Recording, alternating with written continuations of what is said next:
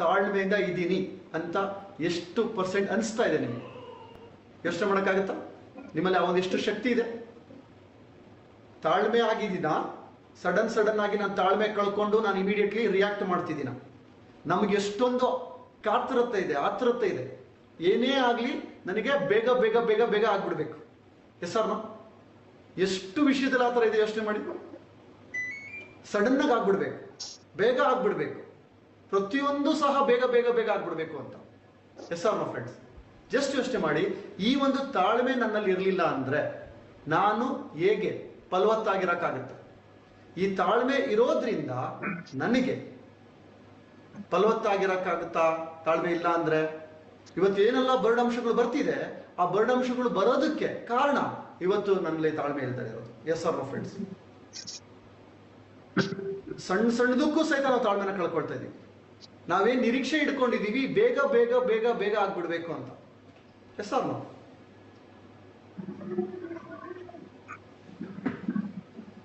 Friends, ಇವತ್ತು ಈ ಒಂದು ತಾಳ್ಮೆಯಲ್ಲಿ ಇರ್ತಕ್ಕಂಥ ಒಂದು ಅಂಶ ಏನಿದೆ, ಈ ಒಂದು ಅಂಶದಲ್ಲಿ ಪ್ರತಿಯೊಂದು ಸಹ ಚೆಕ್ ಮಾಡ್ತಾ ಬರೋಣ. ಈಗ ನಿಮ್ಮಲ್ಲಿ ಎಷ್ಟು ಪರ್ಸೆಂಟೇಜ್ ಇದೆ ತಾಳ್ಮೆ ಅಂತ? ಎಷ್ಟು ಸ್ಕೋರ್ ಕೊಟ್ಕೋಬಲ್ರಿ ನೀವು ನಿಮ್ಮ ನಿಮ್ಮ ನಿಮ್ಮ ತಾಳ್ಮೆಗೆ? ಯಾವುದೇ ಒಂದು ವಿಷಯ, ಒಂದು ರಿಸಲ್ಟ್ ಸಿಗಬೇಕು ಅಂದ್ರೆ ಅದರದ್ದೇ ಆದ ಒಂದು ಟೈಮ್ ಇರುತ್ತೆ, ಅದರದ್ದೇ ಆದ ಒಂದು ಟೈಮ್ನ ಕೊಡಬೇಕಾಗತ್ತೆ. ಆ ಟೈಮ್ನ ನಾನು ಕೊಡ್ತಿದ್ದೀನ, ಅಥವಾ ಎಲ್ಲದನ್ನೂ ಸಹಿತ ಸಡನ್ ಆಗಿ ಆಗ್ಬೇಕು ಅಂತ ಬಯಸ್ತಾ ಇದ್ದೀನ? ನನ್ನ ಒಂದು ಸಕ್ಸಸ್ ಆಗಿರ್ಬೋದು, ನನಗೆ ಸಿಗ್ಬೇಕಾಗಿರೋ ರಿಸಲ್ಟ್ ಆಗಿರ್ಬೋದು, ಹೊರಗಡೆಯಿಂದ ಸಿಗ್ತಕ್ಕಂಥ ರಿಸಲ್ಟ್ ಆಗಿರ್ಬೋದು, ನನ್ನೊಳಗಡೆನೆ ನಾನೇನೆ ನನ್ನಿಂದ ಮಾಡಕ್ ಆಗದೆ ಇರೋದನ್ನ ನಾನು ಸಡನ್ ಆಗಿ ರಿಯಾಕ್ಟ್ ಮಾಡ್ತಾ ಇರ್ತೀನಿ. ನನಗೆ ನಾನೇನೆ ತಾಳ್ಮೆ ಕಳ್ಕೊಳ್ತಾ ಇರ್ತೀನಿ. Yes or no friends? ಇವತ್ತು ನನಗೆ ನಾನೇ ಕಳ್ಕೊಳ್ತಾ ಇರೋ ತಾಳ್ಮೆಯಿಂದ ನಾನು ಬರ್ಡ್ ಕಡೆ ಹೋಗ್ತಾ ಇದ್ದೀನಿ. ಫ್ರೆಂಡ್ಸ್, ಯೋಚನೆ ಮಾಡಿ, ಇವತ್ತು ಎಷ್ಟು ಪರ್ಸೆಂಟೇಜ್ ನಮ್ಮಲ್ಲಿದೆ ತಾಳ್ಮೆ? ಇವತ್ತು ತಾಳ್ಮೆ ಇಲ್ದಿದ್ರೆ ಯಾವ್ದಾಗುತ್ತೆ? ಇವತ್ತೊಂದು ಮಗು, ಒಂದು ತಾಯಿ ಒಂದು ಮಗುನ ಏರ್ಬೇಕು ಅಂದ್ರೂ ಸಹಿತ 9 ತಿಂಗಳು ಕಾಯ್ಬೇಕಾಗುತ್ತೆ ತಾಯಿ. ಸಡನ್ ನನಗೆ ಮಗು ಬೇಕು ಅಂದ್ರೆ ಸಾಧ್ಯನೇ ಇಲ್ಲ. ಆದ್ರೆ ಇವತ್ತು ನಾವು ಎಲ್ಲದನ್ನೂ ಸಹಿತ ಇಮ್ಮಿಡಿಯೇಟ್ಲಿ ನಾನು ಬಯಸಕ್ಕೆ ನೋಡ್ತಾ ಇದ್ದೀನಿ. ಹೇಗೆ ಸಾಧ್ಯ ಆಗತ್ತೆ? ಅದೇ ಯಾವುದೇ ಒಂದು ಅಂಶನ ತಾಳ್ಮೆಯಿಂದ ಕಾದ್ರೆ ನಾನು ಸಮಾಧಾನದಿಂದ ಇರ್ಬೋದು. ನನಗೆ ಯಾಕೆ ಸಮಾಧಾನ ಇಲ್ಲ? ನನ್ನ ತಾಳ್ಮೆ ಇಲ್ಲ. ಸಡನ್ ಕೋಪ ಬರ್ತಾ ಇದೆ. ಯಾಕೆಂದ್ರೆ ಆ ಪ್ಲೇಸಲ್ಲಿ ನನಗೆ ಕಾಯ್ಬೇಕು ಅನ್ನೋ ತಾಳ್ಮೆ ಇಲ್ಲ. ನಾನು ಬಯಸಿರ್ತೀನಿ, ಅದು ಸಡನ್ ಆಗಿ ಆಗ್ಬಿಡ್ಬೇಕು. ನನ್ನ ಕೈಯಲ್ಲಿ ಆಗ್ಲಿಲ್ಲ ಅಂದ್ರೆ ಇಮಿಡಿಯೇಟ್ಲಿ ನಾನು ತಾಳ್ಮೆ ಕಳ್ಕೊಂಡು ನಾನು ರಿಯಾಕ್ಟ್ ಮಾಡಕ್ ಸ್ಟಾರ್ಟ್ ಮಾಡ್ತೀನಿ, ಕೋಪ ಬಂದ್ಬಿಡುತ್ತೆ, ಇಲ್ಲ ನೋವು ಮಾಡ್ಕೊಂಡ್ಬಿಡ್ತೀನಿ. ಫ್ರೆಂಡ್ಸ್, ಯೋಚನೆ ಮಾಡಿ, ಇದುವರೆಗೂ ಯಾವುದೆಲ್ಲ ಒಂದು ಬೆಳೆ ಆಗಲಿ, ಒಂದು ಬೆಳೆ ಬೆಳಿಬೇಕು ಅಂದ್ರೆ, ಒಂದು ಲಾಂಗ್ ಟರ್ಮ್ ಬೆಳೆನ ಬೆಳಿಬೇಕು ಅಂದ್ರೆ ಅದಕ್ಕೆ ಆದ ಒಂದು ಕಾಯ್ಬೇಕಾಗತ್ತೆ. ಇದಕ್ಕೊಂದು ಚಿತ್ರದಲ್ಲಿ ನೋಡ್ತಾ ಇದ್ದೀರಾ ನೀವು, ಬ್ಯಾಂಬೂ ಟ್ರೀ. ಇದು 6 ವರ್ಷಗಳ ಕಾಲ ನೆಲದಲ್ಲಿರುತ್ತೆ. 6 ವರ್ಷಗಳ ಕಾಲ ಮೊಳಕೆ ಸಹಿತ ಹೊಡೆದಿರೋದಿಲ್ಲ. 6 ವರ್ಷ ನೆಲದ ಮೇಲೆ ಒಂದೇ ಒಂದು ಇಂಚು ಸಹಿತ ಬಂದಿರೋದಿಲ್ಲ. ಆದ್ರೆ 6 ವರ್ಷದಿಂದ ನೆಕ್ಸ್ಟ್ 6 ತಿಂಗಳಲ್ಲಿ ಇಮ್ಮಿಡಿಯೇಟ್ಲಿ ವಿತ್ ಇನ್ 6 ಮಂತ್ ಅಲ್ಲಿ ಮೋರ್ ದೆನ್ 18 ಫೀಟ್ ಬೆಳೆಯುತ್ತೆ. ಹಾಗಿದ್ರೆ 18 ಅಡಿ ಬೆಳೆಯೋದಕ್ಕೆ ಇದು ತಗೊಂಡ ಟೈಮ್ ಎಷ್ಟು? ಯೋಚನೆ ಮಾಡಿದ್ದೀರಾ? ಎಷ್ಟು ಟೈಮ್ ತಗೊಳುತ್ತೆ? 6 ವರ್ಷಗಳ ಕಾಲ ಅಲ್ಲಿ ಪ್ರಿಪರೇಷನ್ ನಡೀತಾ ಇತ್ತು. ಆ ಪ್ರಿಪರೇಷನ್ ನಡೆದ ನಂತರ ಆ ಒಂದು ಮರ ಒಂದೇ ಸಾರಿಗೆ ಬೆಳೀತು. ಏನಕ್ಕೆ ಟೈಮ್ ತಗೊಳ್ತು? 6 ವರ್ಷ ಬಲವಾದ ಬೇರನ್ನ ಬಿಡ್ತಾ ಇತ್ತು. ಆ ಬಲವಾದನ ಬೇರ್ ಬಿಟ್ಟು ಬಿಟ್ಟು ಬಿಟ್ಟು ಬಿಟ್ಟು ಒಂದೇ ಸರಿ ಗ್ರೋತ್ ಆಯ್ತು. ಒಂದೇ ಸರಿ ಸಡನ್ ಆಗಿ ಆ ಒಂದು ಬೆಳೆ ಬರೋಕ್ಕೆ ಸ್ಟಾರ್ಟ್ ಆಯ್ತು. That is a speciality of this bamboo tree. ಆ ಥರ ಇವತ್ತು ನಿಮ್ಮ ಸಕ್ಸಸ್ಸಿಗೆ ಆ ಥರ ನೀವು ಬಯಸ್ತಾ ಇದ್ದೀರಾ? ಸಡನ್ ಸಕ್ಸಸ್ ಬಯಸ್ತಾ ಇದ್ದೀರಾ? ಪರ್ಮನೆಂಟ್ ಸಕ್ಸಸ್ನ ಬಯಸ್ತಾ ಇದ್ದೀರಾ? ನೀವೇ ಚೆಕ್ ಮಾಡ್ಕೊಳ್ಳಿ ಫ್ರೆಂಡ್ಸ್. ಸಡನ್ ಆಗಿ ಬಂದಿರತಕ್ಕಂಥ ಸಕ್ಸಸ್ಸು ಪರ್ಮನೆಂಟ್ ಆಗಿ ಉಳಿತಾ ಇದೆಯಾ? ಉಳಿಯೋಕೆ ಸಾಧ್ಯತೆ ಇದೆಯಾ? ಯೋಚನೆ ಮಾಡಿದೀವ? ಬೇಗ ಆಗ್ಬಿಡ್ಬೇಕು. ಇವತ್ತಿನ ಜನರೇಷನ್ ಕಂಪ್ಲೀಟ್ಲಿ ಫಾಸ್ಟ್ ಇದೆ. ಫಾಸ್ಟ್ ಫಾಸ್ಟ್ ಫಾಸ್ಟ್, ಎಲ್ಲದೂ ಫಾಸ್ಟ್. ಆ ಫಾಸ್ಟ್ ಹೋಗೋದ್ರಿಂದನೇ ಆಕ್ಸಿಡೆಂಟ್ ಸಹ ಆಗೋದು. Yes or no? ಇವತ್ತು ಎಲ್ಲ ಆಕ್ಸಿಡೆಂಟ್ಗೆ ಕಾರಣನೇ ಸ್ಪೀಡ್ ಬೇಕು. ಆದ್ರೆ ಅದ್ರಲ್ಲಿ ಆಗೋ ಡ್ಯಾಮೇಜ್ ಅನ್ನ ತಡ್ಕೊಳಕ್ ನಮ್ಮ ಕೈಯಲ್ಲಿ ಆಗುತ್ತಾ? ಅದೇ ತಾಳ್ಮೆಯಿಂದ ಇದ್ರೆ ನಮಗೆ ಮುಂದೆ ದೊಡ್ಡದು ಸಹ ಸಿಗುತ್ತೆ ಅಂಡ್ ಪರ್ಮನೆಂಟ್ ಆಗಿ ಸಿಗುತ್ತೆ. ಆ ತಾಳ್ಮೆ ಗುಣ ಎಲ್ಲದಲ್ಲೂ ಇರಬೇಕು. ಎಸ್ಪೆಷಲಿ ಸಕ್ಸಸ್ ಅಲ್ಲಿ ಇದು ಬಹಳ ಇಂಪಾರ್ಟೆಂಟ್. ಅದೇ ತರನೇ ಒಬ್ಬ ಎದುರುಗಡೆ ವ್ಯಕ್ತಿನಲ್ಲಿ ಒಂದು ಪರಿವರ್ತನೆ ಆಗಬೇಕಾಗಿರುತ್ತೆ. ಎಸ್ಪೆಷಲಿ ಮಕ್ಕಳಲ್ಲಿ ಅವ್ರೊಂದು ಒಳ್ಳೆ ಸ್ಕೋರ್ ತಗೊಳ್ತಿರೋದಿಲ್ಲ, ಒಂದು ಒಳ್ಳೆ ಕೆಲಸ ಮಾಡ್ತಿರಲ್ಲ, ನಾನು ಹೇಳಿದ್ದು ಮಾಡಲ್ಲ, ಸಡನ್ ನಾನು ರಿಯಾಕ್ಟ್ ಮಾಡ್ಬಿಡ್ತೀನಿ. ಯಾಕೆ? ನಾನು ಹೇಳ್ತಿದ್ದೀನಿ, ನೀನು ಮಾಡ್ಬೇಕಷ್ಟೇ. ಅವ್ರದೇ ಆದ ಒಂದು ಟೈಮ್ ತಗೊಳ್ತಿರ್ತಾರೆ, ಅವ್ರದೇ ಆದ ಒಂದು ಪ್ರಮೋಷನ್ ಇರ್ತಾರೆ. ಅದನ್ನ ಕಾದ್ಬಿಟ್ಟು ತಾಳ್ಮೆಯಿಂದ ಹೇಳ್ಬೇಕು ಅನ್ನೋ ಒಂದು ಪರಿಜ್ಞಾನ ನಮಗಿರೋದಿಲ್ಲ. ಇಮಿಡಿಯೇಟ್ಲಿ ನಾವೇನ್ ಮಾಡ್ತಿದೀವಿ? ಇಮಿಡಿಯೇಟ್ಲಿ ರಿಯಾಕ್ಟ್ ಮಾಡ್ತಾ ಇದೀವಿ. ಯಾಕೆ? ಆ ತಾಳ್ಮೆನ ಕಳ್ಕೊಂಡ್ಬಿಡ್ತಾ ಇದೀವಿ. ಅದೇ ತರ ಇನ್ನೊಂದು ತಾಳ್ಮೆಗೆ ಬೆಸ್ಟ್ ಎಕ್ಸಾಂಪಲ್ ಹೇಳೋದಾದ್ರೆ, ಇವತ್ತು ನಿಮ್ಗೆಲ್ಲ ಗೊತ್ತಿದೆ, ಮಹಾನ್ ಋಷಿಗಳು ಎಷ್ಟು ವರ್ಷಗಳು ತಪಸ್ಸು ಮಾಡ್ತಾ ಇದ್ರು. ಯಾವುದೇ ಒಂದು ವರನ ಪಡೆಯೋದಕ್ಕೆ 12 ವರ್ಷ ತಪಸ್ಸು ಮಾಡ್ಬೇಕು ಅಂತ ಹೇಳ್ತಾರೆ. ನಿಮ್ಗೆಲ್ಲ ಗೊತ್ತಿದೆ, ವಿಶ್ವಾಮಿತ್ರ ಏನೊಂದು ಗಾಯತ್ರಿ ಮಂತ್ರನ ಬಂತು, ಅದಕ್ಕೆ 1000 ವರ್ಷ ತಪಸ್ಸು ಮಾಡಿದ್ರು ಅಂತ ಹೇಳ್ತಾರೆ. ಜಸ್ಟ್ ಯೋಚನೆ ಮಾಡಿ, ಅಂತ ಒಂದು ಗ್ರೇಟ್ ಋಷಿ 1000 ವರ್ಷಗಳು ತಪಸ್ಸು ಮಾಡೋಕ್ಕಾಯ್ತು ಒಂದು ಗಾಯತ್ರಿ ಮಂತ್ರನ ಪಡೆಯೋದಕ್ಕೆ ಅಂತ. ಯೋಚನೆ ಮಾಡಿದ್ದೀರಾ? ದೈವಿ ಶಕ್ತಿ ಇರೋರೇನೆ. ಯೋಚನೆ ಮಾಡಿ ಫ್ರೆಂಡ್ಸ್, ದೈವಿ ಶಕ್ತಿ ಇರತಕ್ಕಂಥವ್ರು, ಎಲ್ಲ ಜ್ಞಾನನ ಪಡ್ಕೊಂಡಿರೋರೆ ಎಲ್ಲದನ್ನು ಬಿಟ್ಟು ವರ್ಷಾನುಗಟ್ಲೆ ತಪಸ್ಸನ್ನ ಮಾಡ್ತಾರೆ. ಅವಾಗ ಅವರಿಗೆ ಆ ಫಲ ಸಿಗೋದು. ಸತ್ವ ಪರೀಕ್ಷೆ ಅಂತ ಇದೆ. ಇವತ್ತು ದೇವರು ಸಹ ನಿಮಗೆ ವರ ಕೊಡೋದು ಪರೀಕ್ಷೆ ಮಾಡಿದ್ಮೇಲೆ, ನಿನ್ನಲ್ಲಿ ಎಷ್ಟು ತಾಳ್ಮೆ ಇದೆ ಅಂತ ಚೆಕ್ ಮಾಡಿದ್ಮೇಲೆ. ಎಷ್ಟೊಂದು ಕಠಿಣ ಕಷ್ಟಗಳು ಬರುತ್ತೆ, ಹರ್ಡಲ್ಸ್ ಬರುತ್ತೆ. ಆದ್ರೆ ಅದೆಲ್ಲದನ್ನು ಸಹಿಸಿಕೊಂಡು ತಾಳ್ಮೆಯಿಂದ ತಪಸ್ಸು ಮಾಡಿರೋರ್ಗೆನೆ ದೇವ್ರು ಬಂದ್ಬಿಟ್ಟು ತಥಾಸ್ತು ಭಕ್ತ ಏನ್ ಬೇಕು ಕೇಳು ವರ ಅಂತ ಕೇಳೋದು. ಆದ್ರೆ ಇವತ್ತು ನಾವು ಎಲ್ಲದೂ ಸಹಿತ ಫಾಸ್ಟ್ ಆಗ್ಬಿಡ್ಬೇಕು ಅಂತ ಬಯಸ್ತಾ ಇದ್ದೀವಿ. ಯಾವುದೇ ಆಗ್ಲಿ ಎಲ್ಲದು ಫಾಸ್ಟ್.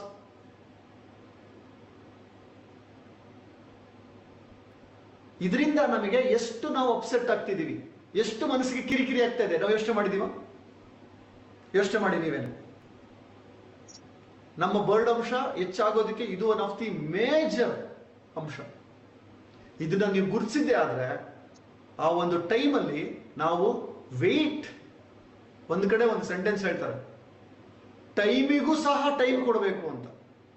ಟೈಮಿಗೆ ಅದರದ್ದೇ ಆದ ಒಂದು ಟೈಮ್ ಬರುತ್ತೆ, ಅದರದ್ದೇ ಆದ ಒಂದು ಸ್ಟ್ರಕ್ಚರ್ ಇದೆ, ಅದಕ್ಕೆ ಆದ ಒಂದು ಕ್ವಾಲಿಟೀಸ್ ನಮ್ದಲ್ಲಿ ಬಿಲ್ಡ್ ಆಗಬೇಕಾಗಿರುತ್ತೆ, ಅದಕ್ಕೆ ಆದ ಒಂದು ಪರಿಸ್ಥಿತಿ ಸೃಷ್ಟಿ ಆಗಬೇಕಾಗಿರುತ್ತೆ. ಅದಕ್ಕೋಸ್ಕರ ಕಾಯಬೇಕಾಗುತ್ತೆ ನಾವು. ಆದ್ರೆ ಅದನ್ನು ನಾವು ಕಾಯೋದಿಲ್ಲ. ನಾವೇನ್ ಮಾಡ್ತೀವಿ? ಸಡನ್ ಆಗಿ ನಾವು ಒಂದು ರಿಸಲ್ಟ್ ನ ಎಕ್ಸ್ಪೆಕ್ಟ್ ಮಾಡ್ತೀವಿ. ಅದಕ್ಕೆ ಬೇಕಾಗಿರೋ ಪ್ರಿಪರೇಷನ್ ಮಾಡ್ಕೊಳ್ದಲೇನೆ ನಾನು ಇಮಿಡಿಯೇಟ್ಲಿ ನಾನು ಎಕ್ಸ್ಪೆಕ್ಟ್ ಮಾಡಕ್ ಸ್ಟಾರ್ಟ್ ಮಾಡ್ಬಿಡ್ತೀನಿ, ಅದು ನನಗೆ ಬೇಗ ಆಗ್ಬಿಡ್ಬೇಕು ಅಂತ. ಹಾಗಾಗಿ ಫ್ರೆಂಡ್ಸ್, ತಾಳ್ಮೆಯಿಂದ ಇದ್ದಿದ್ದೆ ಆದ್ರೆ ನಿಮ್ಮಲ್ಲಿ ಏನೆಲ್ಲ ನೀವು ಪಡ್ಕೋಬೇಕು ಅಂತಿದ್ದೀರಾ ಅದೆಲ್ಲದೂ ಸಹಿತ ಸಾಧ್ಯ ಆಗುತ್ತೆ. ಆ ತಾಳ್ಮೆ ನನಗೆ ಕೆಲವರು ಹೇಳ್ತಾರೆ, ಎಷ್ಟು ದಿನ ತಾಳ್ಮೆ ಹಿಡ್ಕೊಳ್ಳೋದು? ನೀವು ತಾಳ್ಮೆ ಹಿಡ್ಕೊಳ್ದಲೆ ನೀವು ಅಪ್ಸೆಟ್ ಆದ್ರೆ ಅದರಿಂದ ಏನೋ ರಿಸಲ್ಟ್ ಬರುತ್ತಾ? No chance. ಹಂಗಿದ್ಮೇಲೆ ವೆಯ್ಟ್ ಮಾಡಿ. ಇಲ್ಲ, ಅದಕ್ಕೆ ಏನ್ ಬೇಕು ನೆಕ್ಸ್ಟ್ ಸ್ಟೆಪ್ ತಗೊಳ್ಳಿ, ಆಕ್ಷನ್ ಏನ್ ಬೇಕು ಮಾಡಿ. ನಮ್ಮ ಮನಸ್ಸಲ್ಲಿ ಸುಮ್ಮನೆ ಗೊಂದಲ ಮಾಡ್ಕೊಳ್ಳೋದು ಬೇಡ, ಬರ್ಡಿಗೆ ಹೋಗೋದು ಬೇಡ. ಅದು ಇವತ್ತಿನ ಒಂದು ಅಂಶ ಫ್ರೆಂಡ್ಸ್. ಮುಂದಿನ ಒಂದು ಅಂಶ ನೋಡೋಣ. ಈಗ ನೆಕ್ಸ್ಟ್ ಫಲವತ್ತಾದ ಅಂಶ ಪಾಸಿಟಿವ್ ಮನೋಭಾವ, ಪಾಸಿಟಿವ್ ಥಿಂಕಿಂಗ್. ಇದೆಯಾ? ಎಷ್ಟಿದೆ? ನೀವು ಪರ್ಸೆಂಟೇಜ್ ಕೊಟ್ಕೊಳ್ಳಿ. ಎಷ್ಟು ಪರ್ಸೆಂಟೇಜ್ ಕೊಡಬಲ್ರಿ ನೀವು ಪಾಸಿಟಿವ್ ಆಗಿದ್ದೀನಿ, ನಾನು ಯಾವಾಗಲೂ ಸಹಿತ ಪಾಸಿಟಿವ್ ಆಗಿರ್ತೀನಿ ಅಂತ ಎಷ್ಟು ಜನ ಹೇಳ್ತೀರಾ? ಧೈರ್ಯವಾಗಿ ಹೇಳಕ್ಕಾಗುತ್ತಾ? ನಾನು ಏನ್ದ್ರಲ್ಲೂ ಸಹಿತ ಪಾಸಿಟಿವ್ ನೋಡ್ತೀನಿ ಅಂತ? No chance. ಇವತ್ತು ಇಡೀ ವರ್ಲ್ಡ್ ನೆಗೆಟಿವ್ ತುಂಬ್ಕೊಂಡ್ಬಿಟ್ಟಿದೆ. ಇದೊಂದು ಬಿಗ್ಗೆಸ್ಟ್ ಟ್ರಾಜಿಡಿ ಆಫ್ ಹ್ಯುಮ್ಯಾನಿಟಿ ಅಂತ ಹೇಳ್ತೀನಿ ನಾವು. ಇವತ್ತು ಏನೇ ನೋಡಿದ್ರು ಸಹಿತ ಅದ್ರಲ್ಲಿ ಎರಡಿರುತ್ತೆ, ಒಂದು negative face and positive face. ಕತ್ಲು ಇದೆ, ಬೆಳಕು ಇದೆ. ಆದ್ರೆ ನಾವು ಏನ್ ನೋಡ್ತೀವಿ ಜಾಸ್ತಿ? ನೆಗೆಟಿವೇ ನನಗೆ ಕಣ್ಣಿಗೆ ಕಾಣುತ್ತೆ. ಅಲ್ಲೇನಿದೆ ಪಾಸಿಟಿವ್ ನಾನು ನೋಡೋದೇ ಇಲ್ಲ, ನಾನು ಪಾಸಿಟಿವ್ ಗುರುತಿಸೋದೇ ಇಲ್ಲ. ಫಸ್ಟ್ ನನಗೆ ಹೋಗೋದು ಇದ್ರಲ್ಲಿ ಏನ್ ನೆಗೆಟಿವ್ ಇದೆ. ಯಾರಾದ್ರೂ ಏನಾದ್ರು ಹೇಳ್ಬೋದು ಇದ್ರಲ್ಲಿ ನೆಗೆಟಿವ್ ಇದೆ, ಹುಡುಕ್ತೀನಿ. ಇದನ್ನು ಹುಡುಕಿ ತೆಗಿತಾ ಇರ್ತೀನಿ ನಾನು ನೆಗೆಟಿವ್ನ. ಅದ್ರಲ್ಲಿ ಏನ್ ಬೆಸ್ಟ್ ಇದೆ, ಏನ್ ಪಾಸಿಟಿವ್ ಇದೆ, ಪಾಸಿಟಿವ್ ಆಗಿ ಅನ್ಕೊಂಡ್ರೆ ಪಾಸಿಟಿವ್ ಆಗುತ್ತೆ. ನಾನು ಏನ್ ಮಾಡ್ತೀನಿ? ನೆಗೆಟಿವ್ ಆಗಿ ಅನ್ಕೊಳ್ತೀನಿ. ನೆಗೆಟಿವ್ ಹಿಂಗ ಆಗ್ಬೋದು, ಅದೇ ಆಗುತ್ತೆ. ಅದಾದ ತಕ್ಷಣ ಏನ್ ಹೇಳ್ತೀನಿ ಮತ್ತೆ? ನೋಡೋದಾ, ನಾನು ಅನ್ಕೊಂಡೆ ಆಯ್ತು. ನಾನು ಅನ್ಕೊಂಡೆ ಆಯ್ತು ಅಲ್ಲ, ನೀವು ಅನ್ಕೊಂಡಿದ್ದಕ್ಕೆ ಆಗಿದ್ದು. ನಾನು ಅನ್ಕೊಂಡಂಗಾಯ್ತು ಅಂತ ಹೆಮ್ಮೆ ಪಟ್ಕೊಳ್ಳೋದಲ್ಲ ಫ್ರೆಂಡ್ಸ್. ನಾನು ಅನ್ಕೊಂಡೆ ಇದು ನೆಗೆಟಿವ್ ಆಗುತ್ತೆ ಅಂತ, ಅದಕ್ಕೆ ನೆಗೆಟಿವ್ ಆಗಿದ್ದು. ಮುಂದೆ ಒಂದು ಟೆಕ್ನಾಲಜಿ ನಿಮಗೆ ಡೀಟೇಲ್ ಸಿಗುತ್ತೆ, ಇದು ಹೇಗೆ ನೀವು ಅನ್ಕೊಂಡಂಗೆ ಆಗ್ತಿದೆ ಅಂತ. ಅಲ್ಲಿ ನಿಮಗೆ ಡೀಟೇಲ್ ಗೊತ್ತಾಗುತ್ತೆ ಎಷ್ಟು ನಮ್ಮ ಮನಸ್ಥಿತಿ ಎಷ್ಟು ಇಂಪಾರ್ಟೆಂಟ್ ನಮ್ಮ ಲೈಫಿಗೆ. ನಮ್ಮ ಜೀವಿಸೋದಕ್ಕೆ ನಾನು ಪ್ರತಿ ಕ್ಷಣ ಪಾಸಿಟಿವ್ ಆಗಿರೋದು ಎಷ್ಟು ಮುಖ್ಯ. ಅಂಡ್ ನೆಗೆಟಿವ್ ಈಸಿ, ನೆಗೆಟಿವ್ ಹೋಗೋದು ಈಸಿ, ಆದ್ರೆ ಪಾಸಿಟಿವ್ ನಾವಿರೋದು ಅದು ಬಹಳ ಮೋಸ್ಟ್ ಇಂಪಾರ್ಟೆಂಟ್. ಕತ್ಲು ತುಂಬ್ಕೊಂಡ್ಬಿಟ್ಟಿದೆ ನಮ್ಮ ಸುತ್ತಮುತ್ತ, ಬಟ್ ಅದಕ್ಕೆ ನಾನು ಯಾವಾಗ್ಲೂ ಬೆಳಕು ಆನ್ ಆಗಿರ್ಬೇಕು, ಬೆಳಕು ಆನ್ ಮಾಡಬೇಕು. That is positive. ಆ ಪಾಸಿಟಿವ್ ಮನೋಭಾವ ನಮ್ಮಲ್ಲಿ ಎಷ್ಟು ಸ್ಟ್ರಾಂಗ್ ಇರುತ್ತೆ ಅಷ್ಟು ನಾವು ನಮ್ಮ ಜೀವನದಲ್ಲಿ ಒಂದು ಯಶಸ್ಸನ್ನ ಗಳಿಸ್ತೀವಿ. ಒಬ್ಬ ವ್ಯಕ್ತಿ ಜೊತೆ ಸಂಬಂಧನೂ ಸಹಿತ ನಾವು ಎಫೆಕ್ಟಿವ್ ಆಗಿ ಇಟ್ಕೋಬಲ್ವಿ. ಏನೇ ಮಾಡಿದ್ರು ಸಹಿತ ನಾವು ಹುಡುಕಿ ಪಾಸಿಟಿವ್ ನೋಡಿದ್ರೆ ನಮಗೆ ಪಾಸಿಟಿವ್ ವೈಬ್ ಇರ್ತಕ್ಕಂಥ ಪರಿಸ್ಥಿತಿ ಸೃಷ್ಟಿ ಆಗತ್ತೆ. ಅಂಡ್ ನನಗೆ ಸುತ್ತಮುತ್ತಲು ಕನೆಕ್ಟ್ ಆಗುವಂಥವ್ರು ಸಹಿತ ನನ್ನ ತರನೇ ಪಾಸಿಟಿವ್ ಆಗಿ ಯೋಚನೆ ಮಾಡುವಂಥವ್ರು ಕನೆಕ್ಟ್ ಆಗ್ತಾರೆ. ಇಲ್ಲ ಅಂದ್ರೆ ಅವರು ಸಹ ಆಟೋಮೆಟಿಕ್ ಆಗಿ ನೆಗೆಟಿವ್ನೇ ಮಾಡ್ತಿರ್ತಾರೆ. ನಾನು ಯಾರ್ದಾರು ನೆಗೆಟಿವ್ ಮಾತಾಡ್ತಿರ್ತೀನಿ, ಅವರು ಸ್ವಲ್ಪ ನೆಗೆಟಿವ್ ಇರ್ತಾರೆ, ಅವ್ರಿಗೆ ನಾನು ಇನ್ನೂ ಸ್ವಲ್ಪ ನೆಗೆಟಿವ್ ಆಡ್ ಮಾಡ್ತೀನಿ. ಅವ್ರು ಆಲ್ರೆಡಿ ನೆಗೆಟಿವ್ ಇರ್ತಾರೆ, ಅವ್ರನ್ನ ನಾನು ಪಾಸಿಟಿವ್ ಆಗಿ ಕನ್ವರ್ಟ್ ಮಾಡಿ ಅವ್ರನ್ನ ಗ್ರೋತ್ ಕಡೆ ತಗೊಂಡು ಹೋಗ್ಬೇಕು. ಅದನ್ನ ಅದು ಬಿಟ್ಟು ನಾನು ಏನ್ ಮಾಡ್ತೀನಿ, ನಾನು ನೆಗೆಟಿವ್ ಆಗಿ ಸ್ಟಾರ್ಟ್ ಮಾಡಿದ್ರೆ ಅವ್ರಿಗೆ ಇನ್ನೂ ಸ್ವಲ್ಪ ಕನ್ಫರ್ಮ್ ಆಗುತ್ತೆ. ಓ, ನಾನು ಹಿಂಗೆ ಅನ್ಕೊಂಡಿದ್ದೆ, ಇವರು ಅನ್ಕೊಳ್ತಾರೆ ಅಂದ್ಮೇಲೆ ನಾವಿಬ್ರು ಅನ್ಕೊಂಡಿರೋದು ಕರೆಕ್ಟ್. ಇದೇ ತರನೇ ನಾನು ನೆಗೆಟಿವ್ ಆಗಿರ್ತೀನಿ, ಬೇರೆ ಯಾರಾದ್ರೂ ಸ್ವಲ್ಪ ನೆಗೆಟಿವ್ ಹೇಳಿದ್ರೆ ನಾನು ಹಂಗೆ ಅನ್ಕೊಳ್ತೀನಿ. ಓ, ನಾನು ಹಿಂಗೆ ಅನ್ಕೊಂತಿದ್ದೆ, ಅವರು ಹಿಂಗೆ ಹೇಳ್ತಾರೆ ಅಂದ್ಮೇಲೆ ಕರೆಕ್ಟ್. ಇಬ್ರು ಹೆಂಗೆ ಅನ್ಕೊಂತಿದೀವಲ್ವಾ ಫ್ರೆಂಡ್ಸ್? ನಾನು ಫೇಲ್ ಆಗಿರೋ ಸ್ಟೂಡೆಂಟು, ಅವರು ಫೇಲ್ ಆಗಿರೋ ಸ್ಟೂಡೆಂಟು.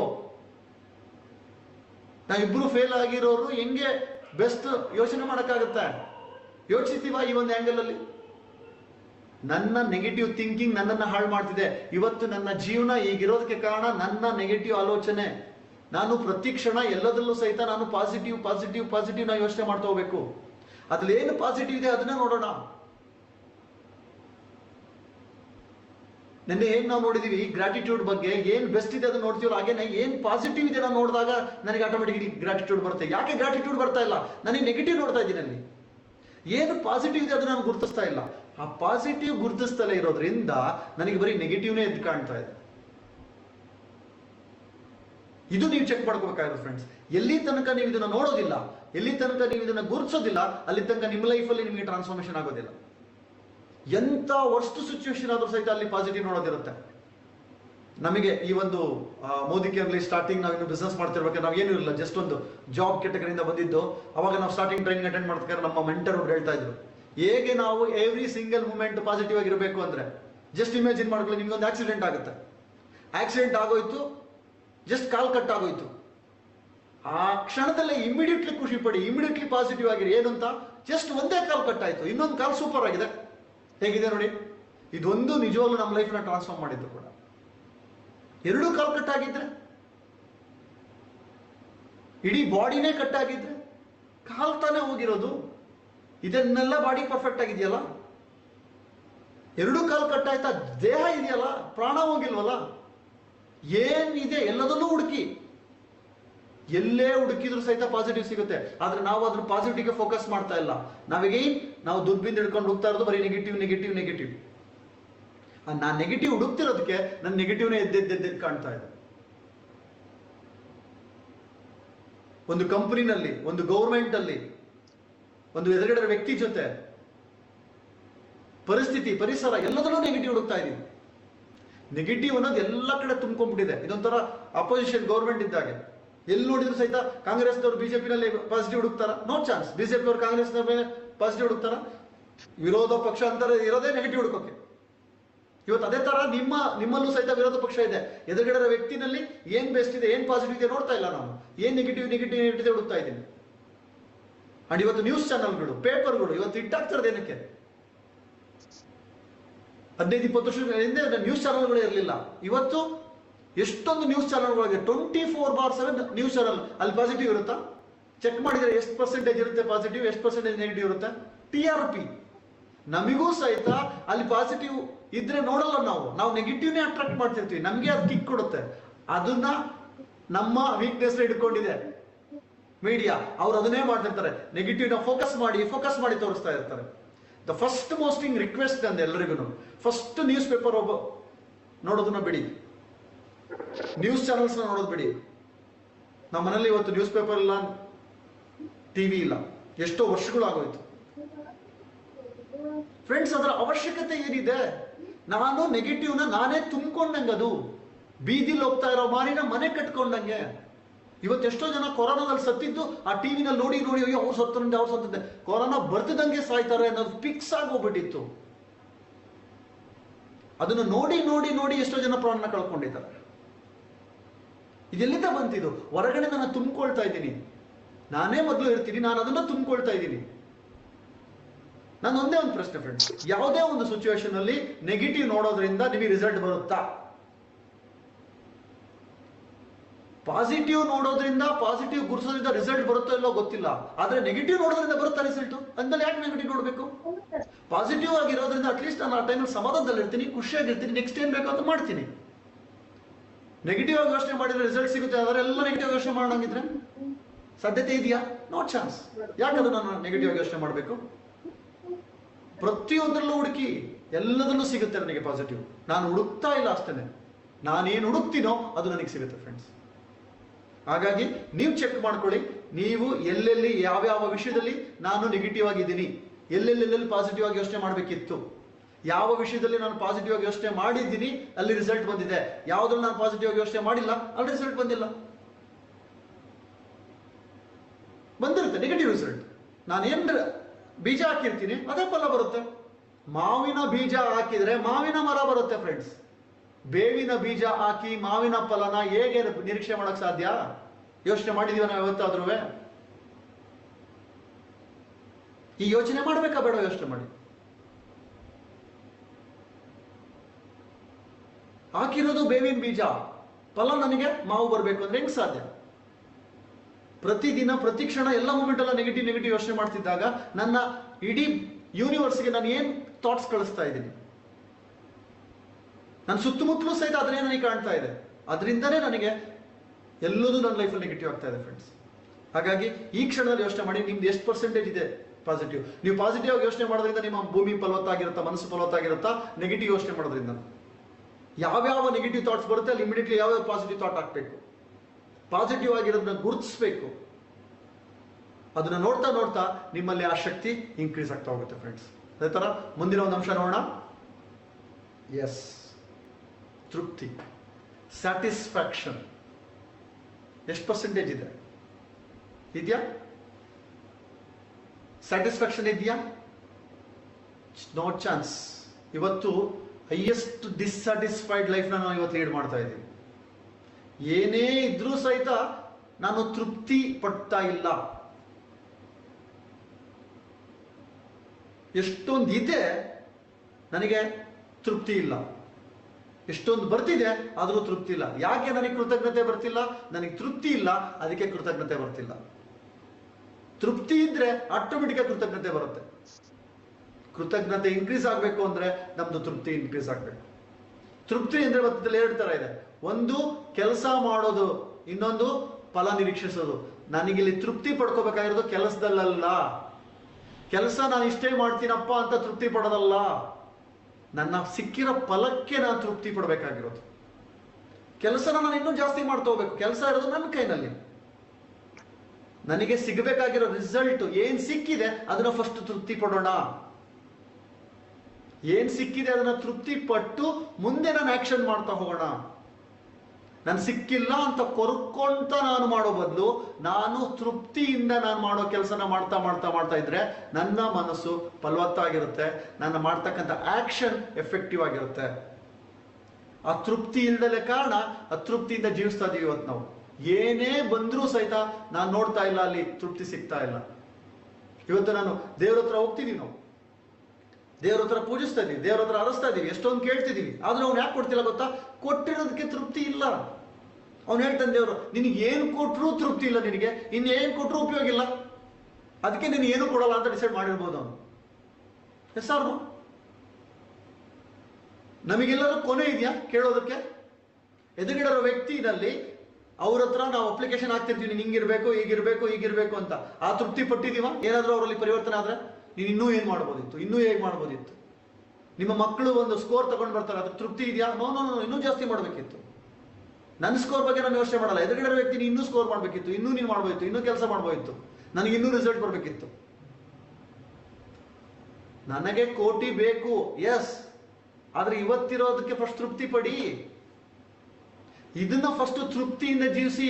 ಈ ತೃಪ್ತಿ ನೆಮ್ಮದಿಯಾಗಿ ನಿದ್ದೆ ಮಾಡೋದಕ್ಕೆ, ಅಂಡ್ ಇದು ಸಂತೋಷವಾಗಿರೋದಕ್ಕೆ, ಸಾಧನೆಗಲ್ಲ. ಸಾಧನೆಗೆ ತೃಪ್ತಿ ಹೇಗೆ ಅದು ಮುಂದೆ ನೋಡ್ತೀರಾ.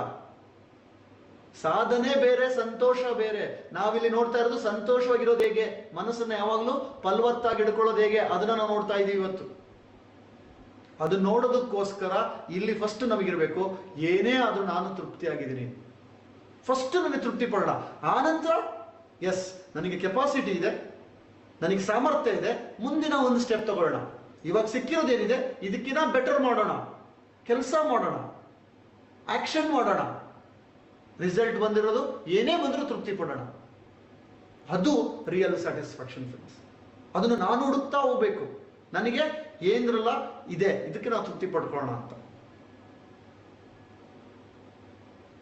ಎಸ್, ನನಗೆ ಸಾಧನೆ ಮಾಡೋ ಶಕ್ತಿ ಇದೆ, ಕೆಲಸ ಮಾಡೋಕ್ ಶಕ್ತಿ ಇದೆ, ಸಾಮರ್ಥ್ಯ ಇದೆ, ನನ್ನಲ್ಲಿ ಒಂದು ಎಕ್ಸ್ಟ್ರಾ ಆರ್ಡಿನರಿ ಟ್ಯಾಲೆಂಟ್ ಇದೆ, ನಾನು ಇದನ್ನ ಬೇರೆಯವರಿಗೆ ಕೊಡೋಣ.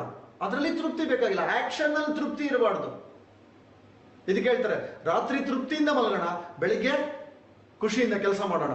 ಕೆಲಸ ಮಾಡೋದ್ರಲ್ಲಿ ತೃಪ್ತಿ ಬೇಡ, ಫಲದಲ್ಲಿ ಖಂಡಿತ ಏನೇ ಬಂದರೂ ತೃಪ್ತಿಯಾಗಿ ಪಡೋಣ.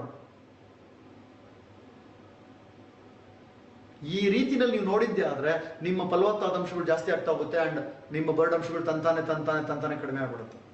ಅವಾಗ ನೀವು ಯಾವುದೇ ಒಂದು ಬೀಜ ಹಾಕಿ ನಿಮ್ಮ ಭೂಮಿನಲ್ಲಿ ಅದು ಒಳ್ಳೆ ಫಲವತ್ತಾದ ಮರವಾಗುತ್ತೆ, ಒಳ್ಳೆ ಇಳುವರಿ ಕೊಡುತ್ತೆ.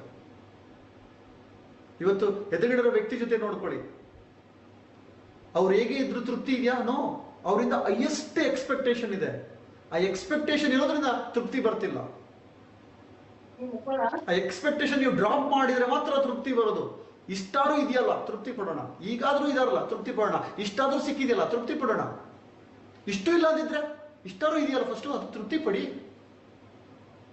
ಆ ತೃಪ್ತಿನ ನಾನು ಪಟ್ಟಿದ್ದೆ ಆದ್ರೆ ನನಗೆ ಆ ಮೂಮೆಂಟ್ ಅಲ್ಲಿ ಖುಷಿಯಾಗಿರ್ತೀನಿ. ನಮ್ದೇನಿದೆ ಡಿಕ್ಲರೇಷನ್, ಜೀವನ ಶಿಕ್ಷಣದ 100% ಏನು, ಎಂತ ಪರಿಸ್ಥಿತಿನಲ್ಲೂ ವ್ಯಕ್ತಿಗಳು ಹೇಗೆ ಇದ್ರು ನಾನು ಪ್ರತಿ ಕ್ಷಣ ಸಂತೋಷವಾಗಿರ್ಬೇಕು. ಅದು ಹೇಗೆ ಸಾಧ್ಯ?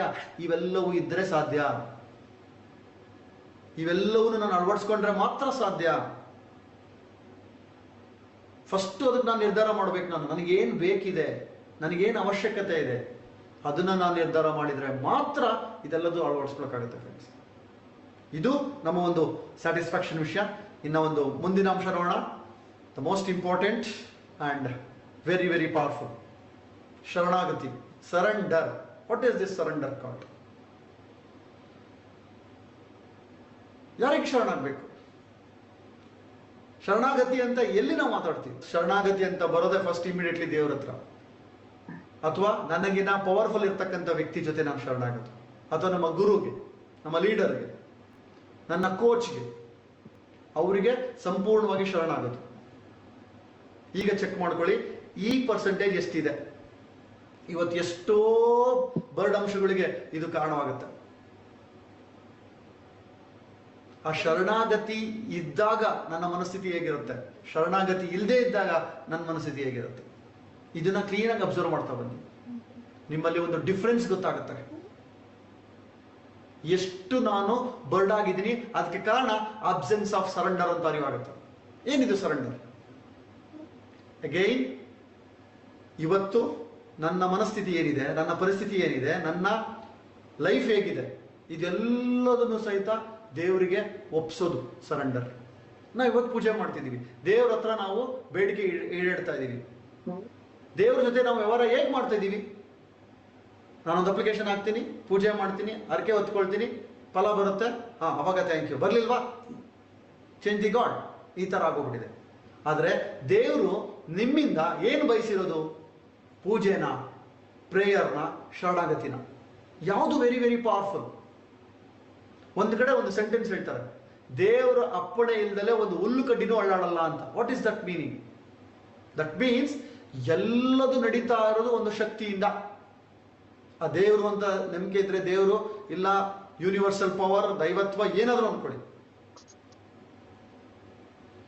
ಒಂದು ಹುಲ್ಕಡ್ಡಿ ಅಳ್ಳಾಡೋದಿಲ್ಲ ಅಂತ ಇದೆ. ಹಂಗಿದ್ಮೇಲೆ ಎಲ್ಲದೂ ಸಹಿತ ಅದರದ್ದೇ ಆದ ಪಾಡಿ ನಡೀತಾ ಇದೆ. ಅದಕ್ಕೆ ನಾನು ಶರಣಾಗಿದ್ದೀನ. Surrender to the flow. Flow ಅಂದ್ರೆ ನನ್ನ ಲೈಫಲ್ಲಿ ಏನೋ ಇದೆ, ಅದಕ್ಕೆ ಶರಣಾಗೋದು. ಇಲ್ಲಿ ಇನ್ನೊಂದು ವೆರಿ ವೆರಿ ಇಂಪಾರ್ಟೆಂಟ್. ಶರಣಾಗತಿ ಏನಾದ್ರೂ ಆಗ್ಲಿ ಅಂತ ಅನ್ನೋದು ಅಗೈನ್ ಮತ್ತೆ ರಿಸಲ್ಟ್ಸ್ಗೆ, ನಾಟ್ ಫಾರ್ ದಿ ಆಕ್ಷನ್. ನನ್ನಿಂದ ಏನ್ ಆಕ್ಷನ್ ಮಾಡಬೇಕು ಅದಕ್ಕೆಲ್ಲ ಶರಣಾಗತಿ. ಎಲ್ಲ ಅವನು ಮಾಡಿಸ್ತಾನೆ ಅಲ್ಲ, ನೋ ಸಾರಿ. ಎಲ್ಲ ಸ್ಕೋರ್ ಅವನು ಮಾಡಿಸ್ತಾನೆ. ನೋ, ನಾನು ಓದ್ಬೇಕಾಗಿರೋದು ಓದ್ಲೇಬೇಕು, ಆಕ್ಷನ್ ಮಾಡ್ಬೇಕಾಗಿರೋದು ಮಾಡ್ಲೇಬೇಕು. ಇವತ್ತು ನನಗೆ ಆಶ್ಚರ್ಯ ಆಗುತ್ತೆ, ಸ್ಟೂಡೆಂಟ್ಸ್ ಹೋಗ್ಬಿಟ್ಟು ದೇವಸ್ಥಾನದಲ್ಲಿ ಎಕ್ಸಾಮ್ ಟೈಮಲ್ಲಿ ಕುತ್ಕೊಳ್ತೀರಾ. ದೇವ್ರು ಹೆಂಗ್ ಬಂದು ಎಕ್ಸಾಮ್ ಬರೀತಾನೆ ನಿಮಗೆ? ಅದು ಪ್ರಶ್ನೆ ನಂದು. ಎಕ್ಸಾಮ್ ಬರೀದು ನೀವಾ ದೇವ್ರ? ಓದ್ಬೇಕಾಗಿದ್ದವ್ರು ನೀವಾ ದೇವ್ರ? ನೀವು ಚೆನ್ನಾಗಿ ಓದಿದ್ರೆ ಅಲ್ಲಿ ದೇವ್ರದ್ದೇನಿದೆ ಕೆಲಸ? ಎಂತ ಕ್ವಶನ್ಗೂ ಉತ್ತರ ಸರಿಯಾಗಿದ್ರೆ ನಾನು ಯಾಕೆ ದೇವ್ರ ಹತ್ರ ಕೇಳಬೇಕು? ಅದಕ್ಕೆ ಅಲ್ಲ ಶರಣಾಗತಿ. ನಾನು ಮಾಡೋದು ಮಾಡ್ತೀನಿ, ರಿಸಲ್ಟ್ ಏನಾದ್ರೂ ಆಗ್ಲಿ, ದಟ್ ಈಸ್ ಸರೆಂಡರ್.